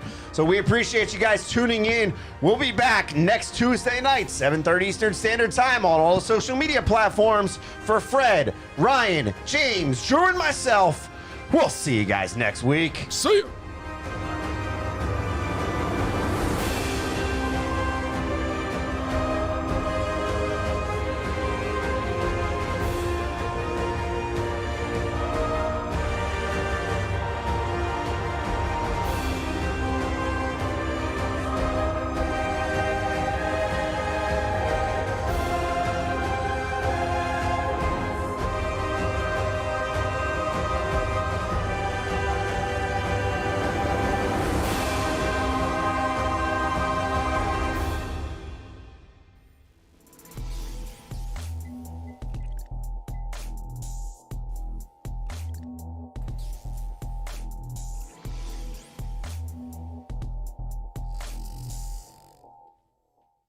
It's time for the after party. It's that last call for alcohol. And Drew hated these, by the way. So, God, I needed water. I immediately Mike, you gotta go get Mike, put your mic down. Put your mic down. In Rookie, you rookie. Yeah, He calls himself a casting couch veteran, and he does that. Too busy playing my hair. Literally, I did the little sip of this hibiscus plant, and I think I know why it kills cats. Yep, not good. Because immediately I was like, Scott, go give me water. It's not And I good. drank it all down. The other two I was a fan a little of. tingly from after I drank it. But so here's the deal: you can mix and match those with that pack. So it's a hell of a deal. Listen, I'm still buying it for $18 for however many that is. 24. 24, yeah, that's great. Buy one, get 5 free. Are you kidding I'm gonna me? need 2 bottles of Tums to go with it, but whatever. It's good. Oh man! All right, so we gotta dive into the first thing in the after hours, which is the second 2-minute warning question, because James is the one that brought this and put this in our group chat from BR Betting. $1 million on the line. You trust Steph Curry to hit a free throw or Justin Tucker to hit a 40-yarder. You say who? I said Curry all day, every day. Jesus Christ! It's out of his mind. That man is just. But yet he was the one calling for Tucker to hit a field goal. Yeah, if Tucker's playing in the conditions that the Bills were playing in last night, 100% I'm taking taking Curry. Break this down. What do you picture a field goal as in this scenario? Because I'm picturing as a kicking tee at 40. Yeah. Like a practice tee. Yeah, they're both going to make it. It's just your Let's say preference. my man hits 70 yarders when he's just practicing But I'm for just fun. saying, Like, so with Fred's stats, he said 96% under 40. Those Yeah. are real field goals. Yeah. Those are the snap had to be good, the hold had to be good, the kick had to be good. Right. So it's going to be much higher than 96% if you're just putting that little orange little kicking forward. No thing pressure, on top all's teed with up. nobody in front of you, and you can do whatever you want. So you're talking at like 98, 99%. No, I think they're making game Steph time. Curry is not even any. Well, and think kind about of this: field how goal. many? I don't know in that 40-yard mark. We have seen a few blocks. How many of those were within that? Yeah, Would that right. number be higher? It could be. There's a lot of factors. That's what I'm saying. Versus That versus an unblocked free throw. Even when those things aren't factored in, 96% from inside 40 versus 90.8 from the free throw line. Yeah. If $1 million is on the line, I'm taking the higher percentage. If James is considering that it's a live field goal with live defenders, all that stuff, I can understand the argument more. My thing is, It's still, I would go with it probably. my thing is, I'm going with Curry. You know why? Curry plays every day. Tucker hasn't been getting on the field too much, so by the time he gets on the field, he won't know what the hell to do because he's been resting too long. David says a field goal is much bigger than a hoop. It's true. That's bigger fact. margin of error. Yeah, margin of error is much. Drew, who are you going with? is Justin Tucker taking this shot from a deck? Like a small deck. I think There that it Justin is. Tucker could He hit went the entire show, Scott, without one deck drip joke Tucker, until now. I got Tucker. Yeah, I'm taking Tucker. I really am taking Tucker, but like, In case you can't hear that, that's me hitting my head against the is he damn taking microphone. the shot on the deck? I think Tucker could hit Scott's deck. He's the only kicker in the league that can hit Scott's deck. Oh man, what else there was another thing that I said we'd talk about later. I'm not coming. Does anybody like It's that the Buffalo shit BCS yesterday? playoffs. Oh, What was it about the playoff though? Oh, the number you want, those kind of things. the expansion of the playoff for Oh, right. That's what it was. Yeah. So go ahead and state your case on that. So right now it's 4. You're saying 6, 8.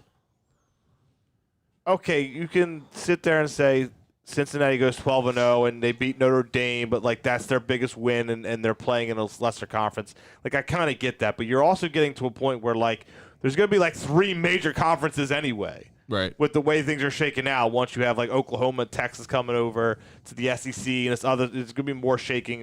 It's just going to. That's how it's going to become. So at some point, you're like, these lesser teams.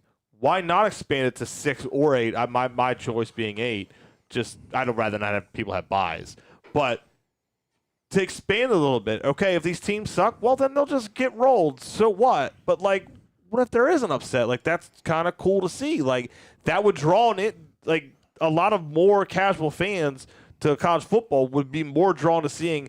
Oh, that'd be really cool if that team could upset a power conference. I agree with that take. Here's my only issue with this, and this was my issue with the BCS playoff to begin with, is this exact argument.